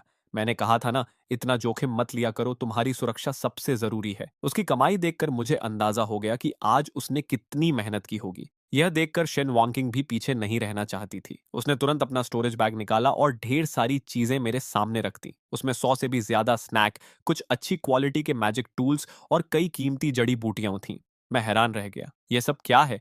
शेन वानकिंग मुस्कुराकर बोली, अब हम एक परिवार हैं। बड़ी बहन ने अपनी कमाई आपको दी है तो मैं भी दूंगी। पतिदेव, आप ही इसे संभालिए। लियू रुयान ने भी सिर हिलाकर कहा, मेरी चीजें भी आपकी हैं। मैं कुछ पल दोनों को देखता रहा, फिर बोला, ठीक है, लेकिन अब से मैं एक हिसाब किताब की किताब बनाऊंगा। घर की हर कमाई और हर खर्च उसमें लिखा जाएगा। दोनों ने तुरंत कहा, उसकी जरूरत नहीं। लेकिन इस बार मैंने थोड़ा सख्त चेहरा बनाकर कहा, अब मैं घर का मैनेजर हूं, मेरी बात मानी जाएगी। यह सुनते ही दोनों तुरंत मान गईं। खाना खाने के बाद हम अपने अपने काम में लग गए। एक कल्टीवेटर के लिए खाना और पीना जितना जरूरी होता है उतनी ही जरूरी साधना भी होती है। मैं अपनी ताकत बढ़ाने की पूरी कोशिश कर रहा था ताकि जल्द से जल्द अगले स्तर तक पहुंच सकूं। दूसरी तरफ लियू रुयान का मूड अचानक थोड़ा खराब हो गया। उसे लगा कि शायद अब मेरा ध्यान शेन वैनकिंग की तरफ ज्यादा रहने लगा है। उसके मन में तरह तरह के सवाल उठने लगे। क्या मैं अब भी उससे उतना ही प्यार करता हूँ, या फिर शेन वैनकिंग की वजह से सब बदल रहा है? यह सोचकर उसने एक पुरानी किताब निकाली और उसे ध्यान से पढ़ने लगी। उसने मन ही मन फैसला कर लिया कि वह मेरा प्यार वापस पहले जैसा महसूस करेगी। अगली सुबह शेन वैनकिंग खदान के बाहर खड़ी सोच रही थी। लियू रुयान रोज काफी स्पिरिचुअल स्टोन्स कमा रही थी, इसलिए उसे भी कुछ करना था। लेकिन निगरानी का काम करने से उतनी कमाई नहीं होती थी। काफी सोचने के बाद उसे याद आया कि उसके पुराने घर में कुछ स्पिरिचुअल हर्ब्स रखी हुई हैं। अगर उनसे पिल्स बनाई जाएं तो अच्छी कमाई हो सकती है। उधर खदान के अंदर लियू रुयान का ध्यान काम में बिल्कुल नहीं था। उसका पूरा ध्यान उस किताब पर था जिसे वह पढ़ रही थी। उसके लिए इस समय सबसे जरूरी चीज स्पिरिचुअल स्टोन्स नहीं बल्कि मेरे दिल में अपनी जगह और मजबूत करना था। तभी किताब के एक अध्याय पर उसकी नजर पड़ी। उसमें लिखा था कि कभी-कभी थोड़ा नरम और मासूम दिखना भी दिल जीतने का एक तरीका होता है। किताब में लिखा था कि कभी-कभी औरतों को आदमी के सामने थोड़ा नरम पड़ना चाहिए। इससे आदमी के अंदर उसकी रक्षा करने की भावना बढ़ती है और उसे और ज्यादा प्यार मिलता है। यह पढ़कर लियू रोयान की आंखें चमक उठीं। समझ गई, समझ गई। वह मन ही मन बहुत खुश हो गई। उसने तुरंत रात के लिए पूरा प्लान बना लिया। आज वह किसी भी हाल में मेरा पूरा ध्यान फिर से अपनी तरफ खींचने वाली थी। सुबह का काफी समय निकल जाने की वजह से आज लियू रुयान को सिर्फ 4 स्पिरिट स्टोन्स मिले। बाद में जब वह शन वानकिंग से मिली तो उसने अचानक पूछा, कल जो तुम्हारे पास स्पिरिट स्टोन्स थे सब खर्च हो गए? शेन वैनकिंग ने सिर हिलाया। हाँ, अब कुछ नहीं बचा। लियू रुयान ने बिना कुछ कहे अपनी कमाई में से 2 स्पिरिट स्टोन्स उसकी तरफ बढ़ा दिए। शेन वानकिंग हैरान रह गई। तुम मुझे दे रही हो? लियू रुयान ने भौहें सिकोड़ते हुए कहा। लेना है तो लो, नहीं तो रहने दो। शेन वानकिंग ने तुरंत उन्हें पकड़ लिया और हंसते हुए बोली, अरे अभी तो मुझे इनकी जरूरत थी, खुद ही दे रही हो तो मैं क्यों मना करूं? लेकिन मन ही मन वह खुश भी थी। आखिर अब उसके पास लियू रुयान से ज्यादा स्पिरिट स्टोन्स हो गए थे। शाम को जैसे ही दोनों वापस घाटी में पहुंची, दोनों ने एक साथ आवाज लगाई, पतिदेव हम आ गए। मैं पहले से ही गुफा के बाहर खड़ा उनका इंतजार कर रहा था। मैंने मुस्कुराते हुए बाहें फैला दी। लियू रुयान सबसे पहले मेरे पास आई और उदास चेहरा बनाकर बोली, पतिदेव आज मैं सिर्फ 2 स्पिरिट स्टोन्स ही कमा पाई। दूसरी तरफ शेन वैनकिंग गर्व से बोली, मैं 4 लेकर आई हूं। असल में उनमें से 2 लियू रुयान के ही दिए हुए थे। लेकिन उसने यह बात नहीं बताई। मैंने लियू रुयान के सिर पर हाथ फेरते हुए कहा, 2 भी बहुत हैं। मैं पहले भी कह चुका हूं, स्पिरिट स्टोन्स से ज्यादा जरूरी तुम्हारी सुरक्षा है। यह सुनते ही लियू रुयान के दिल में खुशी की लहर दौड़ गई। उसकी नई स्ट्रैटेजी सच में काम कर रही थी। दूसरी तरफ शन वानकिंग का चेहरा थोड़ा उतर गया। वह ज्यादा लेकर आई थी, फिर भी तारीफ लियू रुयान को मिल गई। तभी उसे समझ आया कि वह फिर एक बार लियू रुयान की चाल में फंस गई है। रात को खाना खाने के बाद लियू रुयान ने अपना अगला कदम उठाया। उसने आसमान की तरफ देखा और बोली, पतिदेव आज चांदनी कितनी सुंदर है, चलिए थोड़ी देर बाहर घूमकर आते हैं। मैंने मुस्कुराकर कहा, चलो। तभी शेन वानकिंग भी तुरंत मेरी बांह पकड़कर बोली, मैं भी चलूंगी। पतिदेव जहां होंगे मैं भी वहीं रहूंगी। कुछ ही देर में हम तीनों बाहर टहल रहे थे। मेरी दोनों पत्नियां मेरी दोनों बाहों में थीं। उस पल मुझे लगा जैसे जिंदगी इससे बेहतर हो ही नहीं सकती। चलते चलते लियू रुयान की नजर पास की झील पर पड़ी। चांदनी पानी पर चमक रही थी और पूरा नजारा बेहद खूबसूरत लग रहा था। अचानक उसने मेरी बांह छोड़ दी और हल्के कदमों से पानी की तरफ बढ़ गई। अगले ही पल वह पानी के ऊपर खड़ी थी। चांदनी में उसका रूप और भी ज्यादा सुंदर लग रहा था। फिर धीरे धीरे वह पानी में उतर गई। कुछ पल बाद उसका सिर फिर पानी के ऊपर दिखाई दिया। भीगे हुए बाल, चेहरे पर मुस्कान और पूरी तरह मस्ती भरा अंदाज। उसने मुझे देखकर आवाज लगाई, पतिदेव यहाँ पानी कितना अच्छा लग रहा है, आप भी आइए ना। मैं बिना ज्यादा सोचे उसके पीछे चला गया। दूसरी तरफ शेन वैनकिंग किनारे खड़ी सब देख रही थी। उसे समझ नहीं आ रहा था कि आखिर लियू रोयान क्या कर रही है। लेकिन धीरे धीरे जब उसने देखा कि मैं और लियू रोयान हंसते हुए पानी में खेल रहे हैं तो उसके चेहरे पर हल्की जलन साफ दिखाई देने लगी। लियू रोयान बार बार मुझे छेड़ती, फिर दूर भाग जाती। मैं उसके पीछे जाता और वह फिर हंसते हुए बच निकलती। पूरे समय उसके चेहरे पर जीत वाली मुस्कान थी। उसे महसूस हो रहा था कि उसकी स्ट्रैटेजी सफल हो रही है। उधर शनवान के किनारे खड़ी सब देख रही थी। कई बार उसका मन हुआ कि वह भी पानी में उतर जाए, लेकिन फिर उसे अपना वादा याद आ गया। उसने तय किया था कि वह बीच में दखल नहीं देगी, इसलिए आखिर वह पास के एक बड़े पेड़ पर चढ़ गई। वहां से वह दोनों को देख भी सकती थी और आसपास नजर भी रख सकती थी। अगली सुबह जब मेरी आंख खुली तो मैंने देखा कि शेन वैनकिंग रसोई में खाना बना रही थी। मुझे थोड़ा अजीब लगा। आखिर शादी को अब भी सिर्फ 2 दिन हुए थे और पिछली रात मेरा पूरा समय लियू रोयान के साथ बीता था।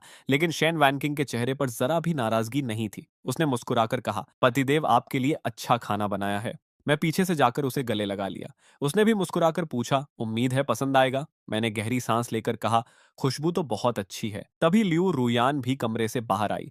उसका चेहरा चमक रहा था और मूड भी काफी अच्छा लग रहा था। शेन वैनकिंग हंसते हुए बोली, बहन आज तो आप और भी ज्यादा सुंदर लग रही हैं। लियू रुयान ने बिना शर्माए जवाब दिया, शायद अच्छी नींद का असर है। दोनों मुस्कुरा रही थीं, लेकिन मैं समझ सकता था कि दोनों के बीच की छोटी सी प्रतिस्पर्धा अभी भी खत्म नहीं हुई थी। उन दोनों को काम पर भेजने के बाद मैं गुफा में वापस आया। तभी मुझे एक हल्की दवा जैसी खुशबू महसूस हुई। उस गंध का पीछा करते हुए मैं शेन वॉनकिंग के कमरे तक पहुंचा। अंदर कुछ ऐसे निशान थे जिनसे साफ पता चल रहा था कि यहाँ हाल ही में पिल्स बनाई गई थी। तभी मेरे दिमाग में एक नया आइडिया आया। अगर हम अपने अपने काम बांट लें तो हमारा परिवार बहुत तेजी से आगे बढ़ सकता है। मैं टैलिस्मन्स बनाऊं, शन वानकिंग पिल्स तैयार करे और लिू रुयान संसाधन जुटाने में मदद करे। अगर हर कोई अपनी सबसे मजबूत कला पर ध्यान दे तो हमारी ताकत बहुत तेजी से बढ़ेगी। फिर मैंने आगे की योजना के बारे में सोचना शुरू किया। फिलहाल सबसे जरूरी था कि घर में कम से कम एक मजबूत कल्टीवेटर जल्दी तैयार हो। अगर लिऊ रुयान पहले अगले बड़े स्तर तक पहुंच जाए तो हमारे लिए संसाधन जुटाना भी आसान हो जाएगा और सुरक्षा भी कई गुना बढ़ जाएगी। उसके बाद हम शेन वानकिंग की ताकत बढ़ाने पर ध्यान दे सकते थे। ऐसा सोचते हुए मुझे लगा कि हमारे परिवार का भविष्य पहले से कहीं ज्यादा उज्जवल दिखाई दे रहा है। मैं मन ही मन सोच रहा था कि अगर भविष्य में मेरी दोनों पत्नियां बड़े स्तर तक पहुंच गईं तो अबैयम भी में पहुंच गईं तो फिर मेरी तरक्की भी बहुत आसान हो जाएगी। आखिर जब घर में दो ताकतवर साथी हों तो आगे बढ़ना कहीं ज्यादा आसान हो जाता है। उधर जनरल के तंबू में शेन वैनकिंग को एक बार फिर झो लिंग शुआंग ने बुलाया था। शुरुआत में तो बात खदान और लियू रुयान की तरक्की को लेकर हुई, लेकिन कुछ देर बाद जाओ लिंगशुआंग अचानक बोली, मैं भी अब बच्चा चाहती हूँ। यह सुनकर शन वानकिंग एक पल के लिए चौंक गई। जाओ लिंगशुआंग ने उसकी तरफ देखते हुए कहा, वैसे मैंने नोटिस किया है कि तुम्हारा व्यवहार और चलने का अंदाज पहले से थोड़ा बदल गया है और तुम्हारी उम्र भी अब उस पड़ाव पर पहुंच गई है जहां ज्यादातर लोग परिवार शुरू करने के बारे में सोचते हैं। फिर वह मुस्कुराई और बोली, मैं सोच रही थी कि हम दोनों इस बारे में साथ तैयारी करें। शेन वानकिंग का दिल एकदम घबरा गया। अगर यह बात कुछ समय पहले हुई होती तो शायद वह तुरंत मान जाती, लेकिन अब हालात बदल चुके थे। अब उसकी अपनी दुनिया थी, अपना परिवार था। उसके दिमाग में अचानक एक अजीब सा ख्याल आया और उसने तुरंत उसे झटक दिया। नहीं नहीं, ऐसा बिल्कुल नहीं। उसने टाइम ते तहाइशी पांदी बलूंक लेने उसने मन ही मन कहा। शायद झो लिंगशुआंग ने उसके चेहरे का भाव पढ़ लिया था। उन्होंने हल्की मुस्कान के साथ कहा, अगर तुम्हारा मन नहीं है तो कोई बात नहीं। मैं बस यूं ही कह रही थी। सच तो यह था कि जाओ लिंगशुआंग काफी अकेली रहती थी।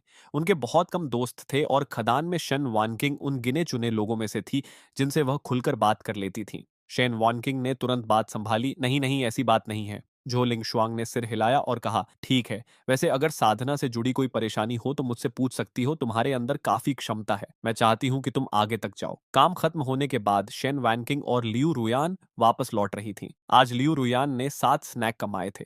उसने मजाक में पूछा, तो तुम्हें दे दूं? शेन वैनकिंग ने तुरंत सिर घुमा लिया, नहीं चाहिए। अब मैं इतनी आसानी से बेवकूफ नहीं बनूंगी। लियू रुयान बस मुस्कुरा दी। उसके मन में आज एक नया प्लान था। वह सोच रही थी कि अगर थोड़ा नरम व्यवहार किया जाए तो शायद मुझे उसकी और चिंता होगी। शाम को घर पहुंचते ही लियू रुयान ने कहा, पतिदेव आज मैंने 7 स्नैक कमाए। वहीं शन वानकिंग ने थोड़ा उदास चेहरा बनाकर कहा, और मैं सिर्फ एक ही ला पाई। वह जानबूझकर ऐसा दिखा रही थी जैसे उसे डर हो कि कहीं मैं नाराज ना हो जाऊं। लेकिन मैंने दोनों को देखकर मुस्कुराते हुए कहा, मैं पहले भी कह चुका हूं, कमाई से ज्यादा जरूरी तुम दोनों की सुरक्षा है। शेन वानकिंग ने तुरंत मौका पकड़ा, पतिदेव मैं अभी लड़ाई में बहुत अच्छी नहीं हूं। आप मुझे मजबूत बनने के तरीके सिखाइए ना। वह चाहती थी कि मैं उसका ज्यादा ध्यान रखूं। तभी लियू रुयान बीच में बोली, पतिदेव कल जिन बातों पर चर्चा कर रहे थे उनमें अभी भी बहुत कुछ बाकी है। आज उन्हें भी समझना है। मैं तुरंत उत्साहित हो गया, हाँ यह भी जरूरी है। शेन वैनकिंग ने होंठ फुला लिए। साफ था कि उसकी योजना फिर काम नहीं कर पाई थी। उसी समय मुझे अचानक एक जरूरी बात याद आई। मैं बोला, रुको, मुझे तुम दोनों से कुछ जरूरी बातें करनी है। दोनों तुरंत गंभीर हो गईं। सबसे पहले मैंने शैन वैनकिंग की तरफ देखा। मुझे पता चला है कि तुम पिल्स बनाना सीख रही हो। शैन वैनकिंग थोड़ा झेंप गई। बस थोड़ी बहुत कोशिश कर रही हूँ, अभी सफलता बहुत कम मिलती है। मैंने मुस्कुराकर कहा, कोई बात नहीं, हर काम शुरुआत में मुश्किल होता है। जितनी ज्यादा प्रैक्टिस करोगी उतनी बेहतर बनोगी। फिर मैंने अपने मन की पूरी योजना दोनों को बताई। मेरा विचार था कि हम तीनों अपनी अपनी ताकत पर ध्यान दें। मैं टैलिस्मन्स बनाऊं, शन वानकिंग पिल मेकिंग सीखे और लियू रुयान अपनी साधना पर फोकस करे। जैसे ही मैंने कहा कि फिलहाल घर के संसाधन लियू रुयान की तरक्की पर लगाए जाएंगे ताकि वह सबसे पहले अगले बड़े स्तर तक पहुंच सके, शन वानकिंग अचानक सबसे जोर से बोली, मैं पूरी तरह सहमत हूं। उसकी आवाज इतनी तेज थी कि मैं खुद चौंक गया। असल में उसके मन में कुछ और ही चल रहा था। वह सोच रही थी कि अगर लियू रुयान साधना में ज्यादा व्यस्त हो गई तो उसे मेरे साथ ज्यादा समय मिलेगा। मैं खुश होकर बोला, वन किंग, तुम सच में बहुत समझदार हो। फिर मैंने कहा, जब लियू रुयान आगे बढ़ जाएगी, उसके बाद घर के सारे संसाधन तुम्हारी तरफ लगाए जाएंगे ताकि तुम एक बेहतरीन एल्केमिस्ट बन सको। यह सुनकर शन वन किंग खुद भी हैरान रह गई। उसे उम्मीद नहीं थी कि उसकी बारी इतनी जल्दी आने वाली है, लेकिन उसने तुरंत सिर हिलाया। पतिदेव, मेरे हिसाब से सबसे महत्वपूर्ण तो आप हैं। अगर बड़ी बहन आगे बढ़ जाए तो उसके बाद आपको मजबूत बनाना चाहिए। उसकी बात सुनकर मैं कुछ पल चुप रह गया। दूसरी तरफ लियू रुयान के चेहरे पर कई भाव एक साथ आए और चले गए। आखिर उसने गहरी सांस लेकर कहा, पतिदेव सही कह रहे हैं, मैं भी इस योजना का समर्थन करती हूँ। यह सुनकर मैं बहुत खुश हुआ। मुझे पता था मेरी दोनों पत्नियां सबसे समझदार हैं। शेन वानकिंग ने भी तुरंत कहा, पतिदेव जो फैसला करेंगे मैं उसका साथ दूंगी। मैंने मुस्कुराते हुए कहा, तो फिर आज से तुम्हारा नया काम शुरू। तुम्हें पूरी मेहनत से पिल मेकिंग सीखनी होगी। शेन वैनकिंग का चेहरा तुरंत उतर गया। उसे लगा था कि आज शाम कुछ और होने वाला है, लेकिन उसे सीधा पढ़ाई और प्रैक्टिस का काम मिल गया। रात बीत गई और अगली सुबह रसोई में शेन वानकिंग मुंह फुलाए सब्जियां काट रही थी। जिस बेचारे साग को वह काट रही थी, उसकी हालत देखकर लगता था कि उसका सारा गुस्सा उसी पर निकल रहा है। तभी मैं अचानक वहां पहुंच गया और पूछा, अरे ये क्या हो रहा है? शेन वानकिंग एकदम चौंक गई। फिर तुरंत मुस्कुराकर बोली, कुछ नहीं पतिदेव, बस नाश्ते की तैयारी कर रही हूँ। मैं हंस पड़ा। मेरी मेहनती पत्नी सच में बहुत काम करती है। उसी समय पीछे से लियू रुयान भी बाहर आई। उसका चेहरा चमक रहा था और मूड भी बहुत अच्छा लग रहा था। शेन वैनकिंग ने उसे देखते ही कहा, बड़ी बहन, आज तो आप और भी ज्यादा खूबसूरत लग रही हैं। लियू रुयान मुस्कुराई, जबकि शिन वानकिंग मन ही मन सोच रही थी, रुको, अभी खेल खत्म नहीं हुआ है। शेन वानकिंग ने बढ़ा चढ़ाकर कहा, पतिदेव, देखा आपने, वानकिंग बहन तो आपके प्यार के लिए बिल्कुल बेचैन हो रही है। लियू रुयान मुस्कुराई। पिछले कुछ दिनों में उसने लोगों के दिल जीतने के कई तरीके सीख लिए थे। उसके हिसाब से किसी को हमेशा सब कुछ आसानी से नहीं देना चाहिए, तभी सामने वाला उसकी अहमियत समझता है। शेन वैनकिंग को हैरानी हुई कि लियू रुयान खुद मुझे उसके साथ समय बिताने के लिए कह रही थी। मैंने हंसते हुए शेन वैनकिंग की नाक पकड़ ली और कहा, अच्छा अच्छा, इतनी जल्दी क्या है? शेन वैनकिंग मन ही मन मुस्कुराई। उसे पूरा भरोसा था कि अब उसके पास भी मुझे अपनी तरफ खींचने के तरीके हैं। दूसरी तरफ लियू रुयान बिल्कुल शांत थी। वह मुस्कुराते हुए खदान की तरफ बढ़ गई। रास्ते भर वह अपने भविष्य की योजना बनाती रही। उसके हिसाब से सबसे पहले उसे मेरा पूरा भरोसा और प्यार और मजबूत करना था। उसके बाद अपनी साधना पर ध्यान देना था। अगर सब कुछ सही रहा तो कुछ महीनों में उसकी ताकत पहले से कहीं ज्यादा बढ़ सकती थी। उसी दौरान खदान में सुकुमास्ताम पैम होंगटांग नाम की एक महिला सैनिक शेन वैनकिंग के पास आई। उसने मुस्कुराकर पूछा, तुम्हारे पास वो फायर टैलिस्मन अभी भी हैं? कल मैंने एक इस्तेमाल किया था, उसका असर कमाल का था। शेन वैनकिंग को यह सुनकर खुशी हुई। आखिर वे टैलिस्मैन मैंने बनाए थे। उसने तुरंत कुछ टैलिस्मैन उसे बेच दिए, लेकिन तभी सु होंगटांग के कपड़ों से एक किताब गिर गई। शेन वैनकिंग ने उसे उठाकर देखा तो उसका चेहरा एकदम लाल हो गया। सु होंगटांग घबरा गई और बोली, वो मुझे वापस दे दो। शेन वैनकिंग ने सख्त चेहरा बनाकर उसे डांटा, लेकिन अंदर से उसकी उत्सुकता बढ़ चुकी थी। सु होंगटांग ने बहुत मिन्नतें की और आखिर शेन वैनकिंग ने किताब अपने पास रख ली। बाद में एक सुनसान जगह पर जाकर उसने उसे ध्यान से पढ़ना शुरू किया। जितना पढ़ती गई उसकी आंखें उतनी ही बड़ी होती गईं। उसे ऐसा लगा जैसे उसके सामने एक नई दुनिया खुल रही हो। अब उसे यकीन हो गया था कि वह भी मेरा ध्यान अपनी तरफ खींच सकती है। शाम को जब लियू रुयान और शेन वैनकिंग वापस लौटी तो दोनों के चेहरे अचानक बदल गए, क्योंकि रोज की तरह मैं गुफा के बाहर उनका इंतजार नहीं कर रहा था। दोनों घबराकर मुझे ढूंढने लगीं। कुछ देर बाद लियू रुयान ने मुझे नदी किनारे ध्यान लगाकर बैठे हुए देखा। मुझे देखते ही उसने राहत की सांस ली। मैंने आंखें खोलकर कहा, अरे तुम दोनों आ गई। मैं तो साधना और अभ्यास में इतना खो गया कि समय का पता ही नहीं चला। आसपास सच में मेरे अभ्यास के निशान फैले हुए थे। मैं अपनी नई ताकत को परख रहा था और नतीजे देखकर काफी खुश था। तभी मैंने शेन वानकिन की तरफ देखकर कहा, क्या तुम मेरे साथ थोड़ा अभ्यास करोगी? शेन वानकिंग तुरंत तैयार हो गई। मैंने हंसकर कहा, लेकिन अपनी पूरी ताकत मत लगाना। हम दोनों ने अभ्यास शुरू किया, जबकि लियू रुयान वापस गुफा में चली गई ताकि रात का खाना तैयार कर सके। कुछ देर तक हम दोनों हल्के फुल्के मुकाबले में लगे रहे। माहौल काफी मजेदार था और समय कैसे निकल गया पता ही नहीं चला। रात को खाने के दौरान लियू रुयान ने मुझसे 500 स्नैक मांगे। उसने बताया कि उसे अपनी साधना के लिए कुछ खास चीजें खरीदनी हैं। यह सुनकर मैं थोड़ा चिंतित हो गया। मेरे हिसाब से इतनी बड़ी चीज इतनी कम कीमत में मिलना अजीब था। मैंने दोनों को बार बार सावधान रहने के लिए कहा। दुनिया में अच्छे लोग हैं तो बुरे लोग भी हैं। मेरी बात सुनकर दोनों चुप हो गईं, क्योंकि वे जानती थीं कि मैं सच में उनकी फिक्र करता हूँ। इसी वजह से उनके मन में मेरे लिए और भी ज्यादा अपनापन बढ़ता जा रहा था। अगले दिन लियू रुयान सीधे झाओ लिंग शुआंग के पास पहुंची और बोली, जनरल, मैंने फैसला कर लिया है, मैं अपनी ताकत बढ़ाने के लिए पूरी मेहनत करूंगी। जाओ लिंग शुआंग मुस्कुराई, तो आखिर तुमने अपना मन बना लिया? लियू रुयान ने बिना झिझक सिर हिलाया, लेकिन उसी पल जाओ लिंगशुआंग के चेहरे पर एक अलग सा भाव आया, जैसे उन्होंने लियू रुयान में कोई ऐसा बदलाव महसूस किया हो जो पहले कभी नहीं था। जो लिंगशुआंग की भौहें हल्की सिकुड़ गईं। उसे अचानक लियू रुयान और शेन वैनकिंग दोनों में एक जैसी अजीब सी बात महसूस हुई। यह वही तरह का बदलाव था जो इस देश की ज्यादातर औरतों में नहीं दिखता था। वह कुछ पल तक सोचती रही, फिर बोली, अजीब है, तुम दोनों में हाल ही में कुछ समान बदलाव आया है। यह सुनते ही लियू रुयान का दिल जोर से धड़क उठा। उसने तुरंत सामान्य बनने की कोशिश की। ऐसा कुछ नहीं है जनरल, कुछ दिन पहले तो शेन वैनकिंग ने मुझे सबके सामने कोड़े भी लगाए थे। शायद बाद में उसे बुरा लगा हो, इसलिए हाल में उसने मेरी थोड़ी मदद कर दी। चाओ लिंगशुआंग ने फिर पूछा, उससे पहले क्या तुम दोनों का कभी अकेले में संपर्क हुआ था? लियू रुयान तुरंत हंस पड़ी। जनरल, कहीं आपको यह तो नहीं लग रहा कि मैं और शेन वैनकिंग मिलकर कोई गड़बड़ कर रहे हैं? जो लिंगशुआंग ने सिर हिलाया। नहीं, ऐसा नहीं है, मैं बस इतना कह रही हूं कि तुम दोनों में कुछ बदल गया है। क्या बदला है, यह मैं खुद भी ठीक से नहीं समझ पा रही। लियू रुयान को अब बात समझ आ गई थी। वह और शेन वैनकिंग दोनों मेरे साथ रह चुकी थीं, इसलिए उनके व्यवहार और व्यक्तित्व में स्वाभाविक बदलाव आया था। लेकिन इस देश की ज्यादातर औरतों ने कभी किसी पुरुष के साथ जीवन नहीं बिताया था, इसलिए यह बदलाव दूसरों की नजर में भी आने लगा था। उसने हंसते हुए बात टाल दी। शायद खदान में ज्यादा समय बिताने की वजह से हम दोनों में मजदूरों वाला स्वभाव आ गया होगा। जाओ लिंगशुआंग ने ज्यादा पीछा नहीं किया। उसने एक छोटा सा डिब्बा निकालकर लियू रुयान को दिया और कहा, लो, तुम्हें इसकी जरूरत पड़ेगी, उम्मीद है तुम जल्दी सफल होगी। लियू रुयान ने सम्मान से धन्यवाद दिया, लेकिन तंबू से बाहर निकलते समय उसके मन में खतरे की घंटी बज चुकी थी। अगर झाओ लिंगशुआंग को बदलाव महसूस हो गया है तो आगे और लोगों को भी शक हो सकता है। अब उन्हें पहले से ज्यादा सावधान रहना होगा। तंबू से बाहर निकलते ही उसने शेन वानकिंग को चुपके से संदेश भेजा, आज से हम दोनों साथ वापस नहीं लौटेंगे, घाटी के बाहर जाकर मिलेंगे। शेन वैनकिंग का चेहरा तुरंत गंभीर हो गया। उसे लगा जरूर कुछ गड़बड़ हुई है।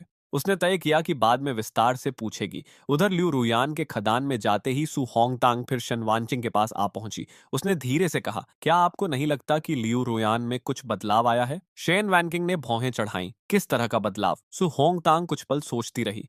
समझाना मुश्किल है, बस ऐसा लगता है जैसे उसके अंदर पहले से अलग आत्मविश्वास और अपनापन आ गया हो। शेन वैनकिंग तुरंत समझ गई कि सु होंगतांग किस तरफ इशारा कर रही है। वह शायद कोई शक पैदा करना चाहती थी, इसलिए शेन वैनकिंग ने सख्त आवाज में कहा, बिना सबूत किसी पर उंगली उठाना ठीक नहीं।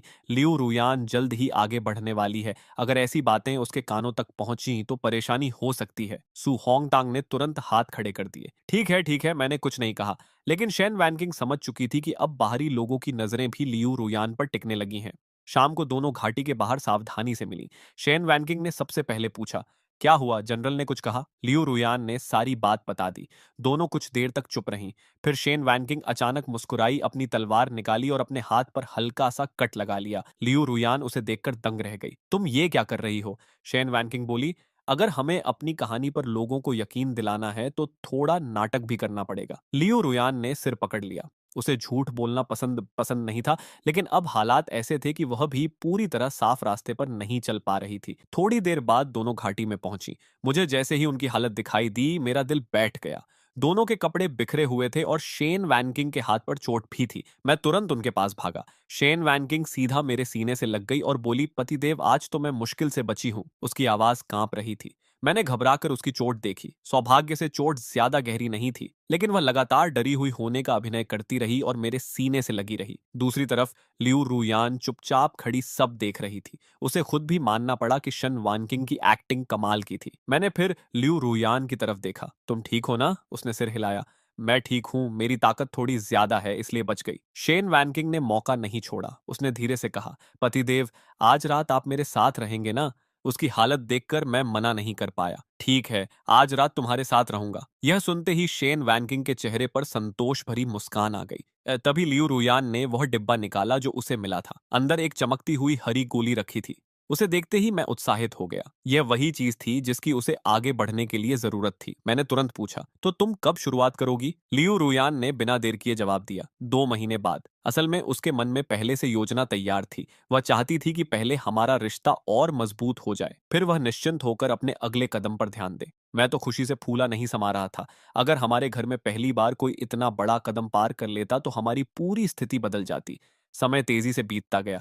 देखते देखते 20 दिन निकल गए। इस दौरान मैं लगातार मेहनत करता रहा और आखिर एक शाम मुझे सफलता मिल गई। मैं अगले स्तर तक पहुंच चुका था। जैसे ही दोनों पत्नियां वापस आईं, मैंने खुशी खुशी उन्हें यह खबर सुनाई। शेन वैनकिंग तुरंत खुश होकर बोली, पतिदेव बधाई हो। लियू रुयान भी मुस्कुराई, लेकिन उसके मन में हल्की चिंता पैदा हो गई, क्योंकि मेरी ताकत जितनी बढ़ती जाती उतनी ही संभावना बढ़ती कि मैं दुनिया को और करीब से देखना चाहूं, और अगर ऐसा हुआ तो किसी दिन कोई और भी मेरे बारे में जान सकता था। फिर भी उसने अपने चेहरे पर मुस्कान बनाए रखी और बोली, बधाई हो पतिदेव, आपकी ताकत फिर बढ़ गई। लियो रुयान ने तुरंत मुस्कुराकर मुझे बधाई दी। दूसरी तरफ शेन वैनकिंग के मन में हल्की बेचैनी बढ़ गई। वह अभी सिर्फ 7वें स्तर पर थी। अगर भविष्य में और भी ताकतवर और खूबसूरत महिला कल्टीवेटर मेरे आसपास आ गईं तो क्या होगा। लेकिन फिर उसने लियू रुयान की तरफ देखा और थोड़ा शांत हो गई। उसके हिसाब से जब तक बड़ी बहन सामने खड़ी है, उसे ज्यादा चिंता करने की जरूरत नहीं है।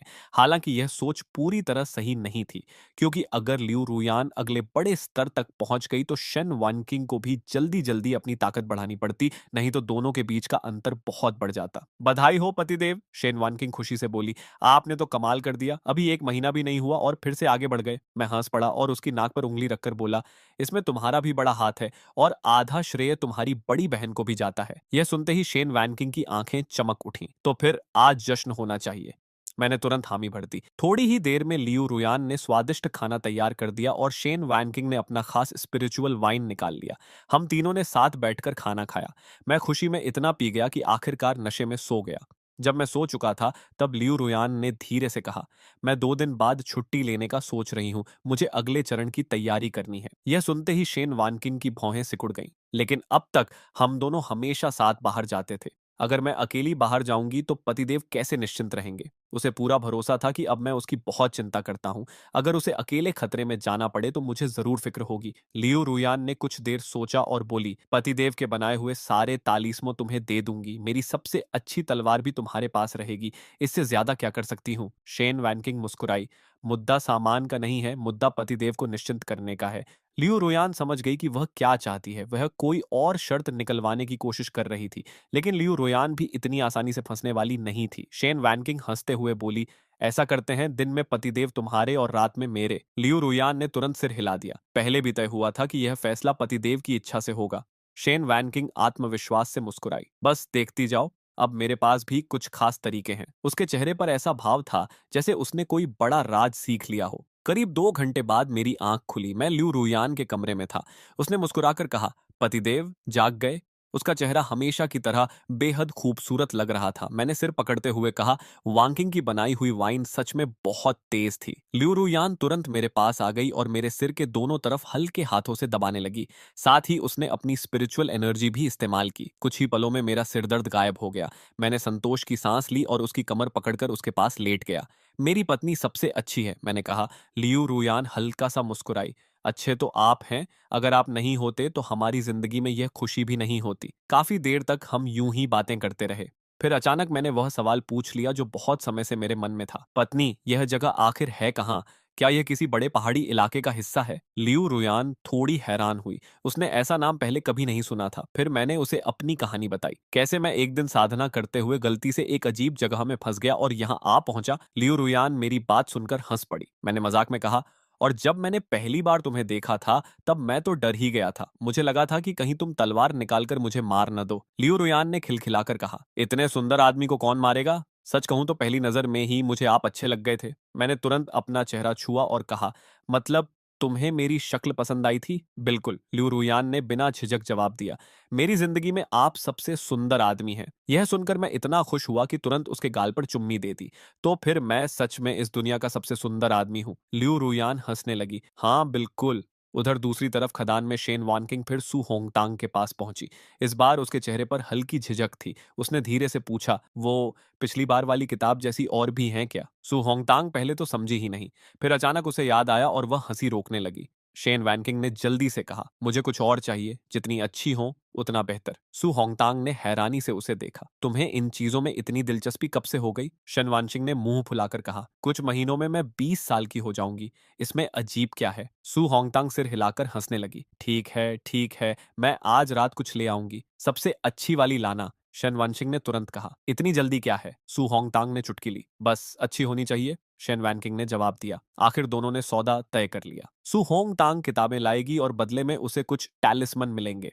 उधर नंबर 1 खदान में लियू रुयान लगातार मेहनत कर रही थी। उसे पता था कि अगले चरण की तैयारी के बाद शायद काफी समय तक वह काम नहीं कर पाएगी। इसलिए अभी जितना हो सके उतने संसाधन जुटाने थे। उसकी तलवार एक बार फिर चमकी और सामने की चट्टानें टूटकर बिखर गईं। धूल और पत्थरों के बीच भी उसके मन में सिर्फ एक ही ख्याल था, जल्द से जल्द मजबूत बनना। इस दुनिया में स्नैक 4 तरह के थे। साधारण स्नैक, मध्यम स्नैक, उच्च स्नैक और सर्वोच्च स्नैक। इनमें मध्यम स्नैक काफी दुर्लभ माने जाते थे। एक मध्यम स्नैक में मौजूद स्पिरिचुअल एनर्जी साधारण स्नैक से कई गुना ज्यादा और कहीं ज्यादा शुद्ध होती थी। इसलिए एक मध्यम स्नैक की कीमत लगभग 100 साधारण स्नैक के बराबर मानी जाती थी। जब लियू रुयान ने अपने हाथ में वह पत्थर उठाया तो उसकी आंखें चमक उठीं। तो बड़ी बुजुर्ग सही कह रही थीं, यहाँ सच में मध्यम स्नैक की खान है। उसके लिए इसका मतलब सिर्फ ज्यादा संसाधन नहीं था, बल्कि ज्यादा कमाई भी थी। और नियम के मुताबिक खान से निकलने वाला पहला मध्यम स्नैक उसी मजदूर का होता था जिसने उसे खोजा हो। लियू रुयान ने उसे संभाल कर रख लिया और मन ही मन सोचने लगी, यह तो मैं पतिदेव को दूंगी। इसके बाद वह तुरंत शेन वानकिंग को साथ लेकर झो लिंग शुआंग के पास रिपोर्ट करने पहुंच गई। जैसे ही झो लिंग शुआंग ने मध्यम स्नैक देखा, उनके चेहरे पर खुशी साफ दिखाई देने लगी। लियू रुयान, तुमने बहुत बड़ा काम किया है। यह सिर्फ खदान के लिए नहीं, पूरे राज्य के लिए फायदेमंद है। जब मैं इसकी सूचना ऊपर भेजूंगी तो तुम्हें जरूर इनाम मिलेगा। लियू रुयान ने विनम्रता से कहा, यह सब आपकी अच्छी अगुवाई की वजह से हुआ है। मेरी तो बस किस्मत अच्छी थी। झाओ लिंगशुआंग हंस पड़ी। मैं तुम्हारा श्रेय नहीं लूंगी। जो काम तुमने किया है उसका इनाम तुम्हें ही मिलेगा। फिर लियू रुयान ने थोड़ा झिझकते हुए पूछा, जनरल, अगर मैं आगे बढ़ गई तो क्या उसके बाद भी पहली खान में काम कर सकती हूँ? जाओ लिंगशुआंग ने हैरानी से उसकी तरफ देखा। तुम आगे बढ़ने के बाद भी खदान में काम करना चाहती हो? यह सच में अजीब था। ज्यादातर लोग ताकतवर बनने के बाद ऐसे काम छोड़ देते थे। लेकिन लियू रुयान मुस्कुराकर बोली, मुझे खदान के अलावा और कोई खास हुनर नहीं आता और यहाँ कमाई भी अच्छी हो जाती है। असली वजह तो मैं था। उसे रोज स्नैक मिलते थे और मुझे खुश देखना उसे अच्छा लगता था। झो लिंग शुआंग ने कुछ देर सोचा और कहा, अगर तुम चाहो तो कर सकती हो, लेकिन तब भी तुम्हें पुराने नियम मानने होंगे। और अब जब यहाँ मध्यम स्नैक की खान मिल गई है, निगरानी भी पहले से ज्यादा होगी। लियू रुयान ने बिना सोचे हामी भर दी। उसके लिए नियम बदलने से कुछ फर्क नहीं पड़ता था। झाओ लिंगशुआंग ने सिर हिलाया। ठीक है, अभी यह खान कुछ समय के लिए बंद रहेगी। ऊपर से लोग आकर जांच करेंगे। तब तक तुम घर जाकर आराम करो और अपने अगले कदम की तैयारी करो। यह सुनकर लियू रुयान खुश हो गई। इसका मतलब था कि उसे पहले से छुट्टी मिल जाएगी और वह मेरे साथ ज्यादा समय बिता सकेगी। तभी जाओ लिंगशुआंग ने एक और सवाल पूछा, वैसे तुम तैयारी कहाँ करोगी? यहीं राजधानी में या छिन रोलान के पास? लियू रुयान मुस्कुराई। मैंने जगह पहले से तय कर ली है। जाओ लिंगशुआंग ने गौर से उसकी तरफ देखा। अच्छा, अब मुझसे भी राज छिपाए जा रहे हैं? लियू रुयान तुरंत बोली। ऐसी बात नहीं है, बस मैं किसी को परेशान नहीं करना चाहती। वैसे भी सफलता की संभावना बहुत ज्यादा नहीं होती, इसलिए मैं चुपचाप तैयारी करना चाहती हूँ। यह जवाब बिल्कुल सही था और उसमें कोई कमी निकालना मुश्किल था। तभी शेन वानकिंग ने मौका देखकर बात बदल दी। जनरल, अब जब यहाँ मध्यम स्नैक की खान मिल गई है तो काम भी बढ़ जाएगा। क्या मेरी तनख्वाह भी बढ़ सकती है? जो लिंग शुआंग ने उसे घूर कर देखा। 30 स्नैक हर महीने कम पड़ रहे हैं क्या? फिर उन्होंने खुद ही कहा, सुना है तुम हाल में काफी खर्च कर रही हो, टैलिस्मन भी बेच रही हो, लगता है जल्दी ताकत बढ़ाना चाहती हो। शेन वैनकिंग ने तुरंत सिर हिलाया। जो लिंगशुआंग ने आखिर कहा, ठीक है, अब से तुम्हें हर महीने 40 स्नैक मिलेंगे। शेन वांकिंग की आंखें चमक उठीं। धन्यवाद जनरल। 10 स्नैक बढ़ना छोटी बात नहीं थी। लियू रुयान ने देखा कि मौका सही है, इसलिए बोली, अगर और कोई काम नहीं है तो मैं चलूं? जाओ लिंगशुआंग ने सिर हिलाया। जाओ। लियू रुयान बाहर निकल गई, लेकिन जैसे ही शन वानकिंग भी जाने लगी, जाओ लिंगशुआंग ने उसे रोक लिया। तुम रुको। शन वानचिंग का दिल हल्का सा धड़क उठा। जाओ लिंगशुआंग ने धीरे से पूछा, तुम लियू रुयान के काफी करीब हो, क्या तुम्हें उसमें कोई अजीब बात नजर आई है? शन वानचिंग ने मासूम बनते हुए पूछा। जनरल, किस तरह की बात? जाओ लिंगशुआंग कुछ पल चुप रही, फिर बोली, जैसे वह हाल में क्या कर रही है, किस तैयारी में लगी है, और जब तुम पहले उसकी रक्षा कर रही थी तब वह आखिर कर क्या रही थी? शेन वैनकिंग ने बिना पलक झपकाए जवाब दिया, वह तो बस अगले स्तर की तैयारी कर रही है। छो लिंगशुआंग ने फिर पूछा, और तैयारी के लिए उसके पास क्या है? मैंने सुना है कि पिल बनाने में उसका हुनर खास नहीं है। सो लिंगशुआंग की बातें सुनकर शन वानकिंग का दिल सीधे गले में आकर अटक गया। उसे लगा कि कहीं उनका राज खुल तो नहीं गया। आखिर वह सच में बहुत दिनों से अपने पुराने घर नहीं गई थी। अब सोचने पर उसे अपनी ही लापरवाही समझ आ रही थी। लेकिन जैसे जैसे जाओ लिंगशुआंग आगे बोलती गईं, शन वनकिंग और ज्यादा उलझती चली गई। लिू रुयन के अगले कदम तक मैं ज्यादा सवाल नहीं करूंगी, जाओ लिंगशुआंग ने कहा, लेकिन तुम्हें खुद समझदारी दिखानी होगी। क्या करना है, क्या नहीं करना है, कब रुकना है और कैसे संभालना है, यह सब तुम्हें खुद तय करना होगा। शेन वानकिंग पूरी तरह कंफ्यूज हो गई। उसे समझ ही नहीं आया कि जनरल आखिर किस बारे में बात कर रही हैं। लेकिन एक बात साफ थी, उन्हें हमारे असली राज का पता नहीं चला था। यही सोचकर उसने राहत की सांस ली और तंबू से बाहर निकल आई। बाहर आने के बाद भी वह काफी देर तक सिर खुजलाती रही, लेकिन जाओ लिंगशुआंग की बातों का मतलब उसकी समझ में नहीं आया। शाम को काम खत्म होने के बाद सु होंगतांग फिर चोरी छिपे उसके पास आई। उसने जल्दी से कुछ किताबें निकालकर शेन वैनकिंग की तरफ बढ़ा दी। ये लो, जो तुमने मांगी थी। शेन वैनकिंग ने पहली किताब उठाई। उसका नाम था एक सख्त जनरल का प्यार। वह कुछ पल उसे घूरती रही, फिर दूसरी किताब उठाई। लेकिन कुछ ही पन्ने पलटने के बाद उसने भौहें सिकोड़ ली। बस यही है? सु होंगतांग हैरान रह गई। क्या मतलब बस यही है? ये तो सबसे ज्यादा पढ़ी जाने वाली किताबें हैं। शन वानकिंग ने सिर हिलाया। मुझे पिछली बार वाली तरह की किताबें चाहिए थीं। यह सुनकर सु होंगतांग की आंखें फैल गईं। उसे उम्मीद नहीं थी कि शेन वैनकिंग की पसंद ऐसी होगी। उसने कुछ पल उसे घूरा, फिर धीरे से अपने कपड़ों के अंदर से दो और किताबें निकाली। बाहर से वे बिल्कुल साधारण लग रही थीं, लेकिन नाम पढ़ते ही शेन वॉनकिंग का चेहरा लाल हो गया। उसने तुरंत दोनों किताबें अपने पास रख लीं, फिर थोड़ी सोचकर पहली वाली किताब भी उठा ली। यह भी दे दो, खाली समय में पढ़ लूंगी। सु होंगतांग हंस पड़ी। ठीक है, लेकिन बदले में 10 टेलिस्मैन चाहिए। शन वानकिंग ने बिना मोल भाव किए तुरंत मान लिया। सौदा तय होते ही सु होंगतांग खुश होकर जाने लगी, लेकिन तभी एक सैनिक उसके सामने आकर खड़ा हो गया। सु होंगतांग, जनरल ने बुलाया है। उसका चेहरा एकदम पीला पड़ गया। उसे अचानक बहुत बुरा एहसास होने लगा। अभी क्या कोई जरूरी बात है? सैनिक बस मुस्कुरा दिया। जनरल इंतजार कर रही हैं। सु होंगतांग ने एक पल भी बर्बाद नहीं किया और तुरंत तंबू की तरफ भागी। कुछ देर बाद वह जाओ लिंगशुआंग के सामने खड़ी थी। जाओ लिंगशुआंग आराम से बैठी कुछ लिख रही थी। उन्होंने सिर उठाकर सीधे कहा, जो किताबें तुमने शन वानकिंग को दी हैं, उनमें से एक मुझे दिखाओ। यह सुनते ही सु होंगतांग के पैर कांप गए। वह सीधे घुटनों पर बैठ गई। जनरल, मुझसे गलती हो गई। झाओ लिंगशुआंग ने मेज पर उंगली थपथपाई। गलती बाद में मानना, पहले किताब दिखाओ। सु होंगतांग ने कांपते हाथों से एक किताब आगे बढ़ा दी। झो लिंगशुआंग ने नाम पढ़ा और उनके चेहरे पर अजीब सा भाव आ गया। उन्होंने कुछ पन्ने खोले, पढ़ना शुरू किया और अगले ही पल उनका चेहरा लाल पड़ गया। उन्होंने तुरंत किताब बंद कर दी। ये कैसी किताबें हैं? सु होंगतांग ने धीरे से कहा। जनरल, राज्य में पुरुष नहीं है। लोग समय बिताने के लिए ऐसी कहानियां पढ़ लेते हैं। जाओ लिंगशुआंग ने उसे घूरा, फिर बाकी किताबें भी मंगवाईं। कुछ देर बाद वह और भी ज्यादा हैरान बैठी थीं। आखिर उन्होंने गहरी सांस लेकर कहा, तो तुम लोग खाली समय में यही सब पढ़ते रहते हो? सुहोंगतांग ने सिर झुका लिया। जनरल, लोगों के पास मनोरंजन के बहुत कम साधन हैं। बस यही थोड़ी बहुत खुशी बची है। जाओ लिंगशुआंग कुछ पल तक चुप रहीं। फिर उन्होंने किताब बंद की और मेज पर रख दी। उनके चेहरे पर ऐसा भाव था जैसे उन्होंने अभी अभी किसी बिल्कुल नई दुनिया का दरवाजा देख लिया हो। सुहोंगतांग की हालत रोने जैसी हो गई थी।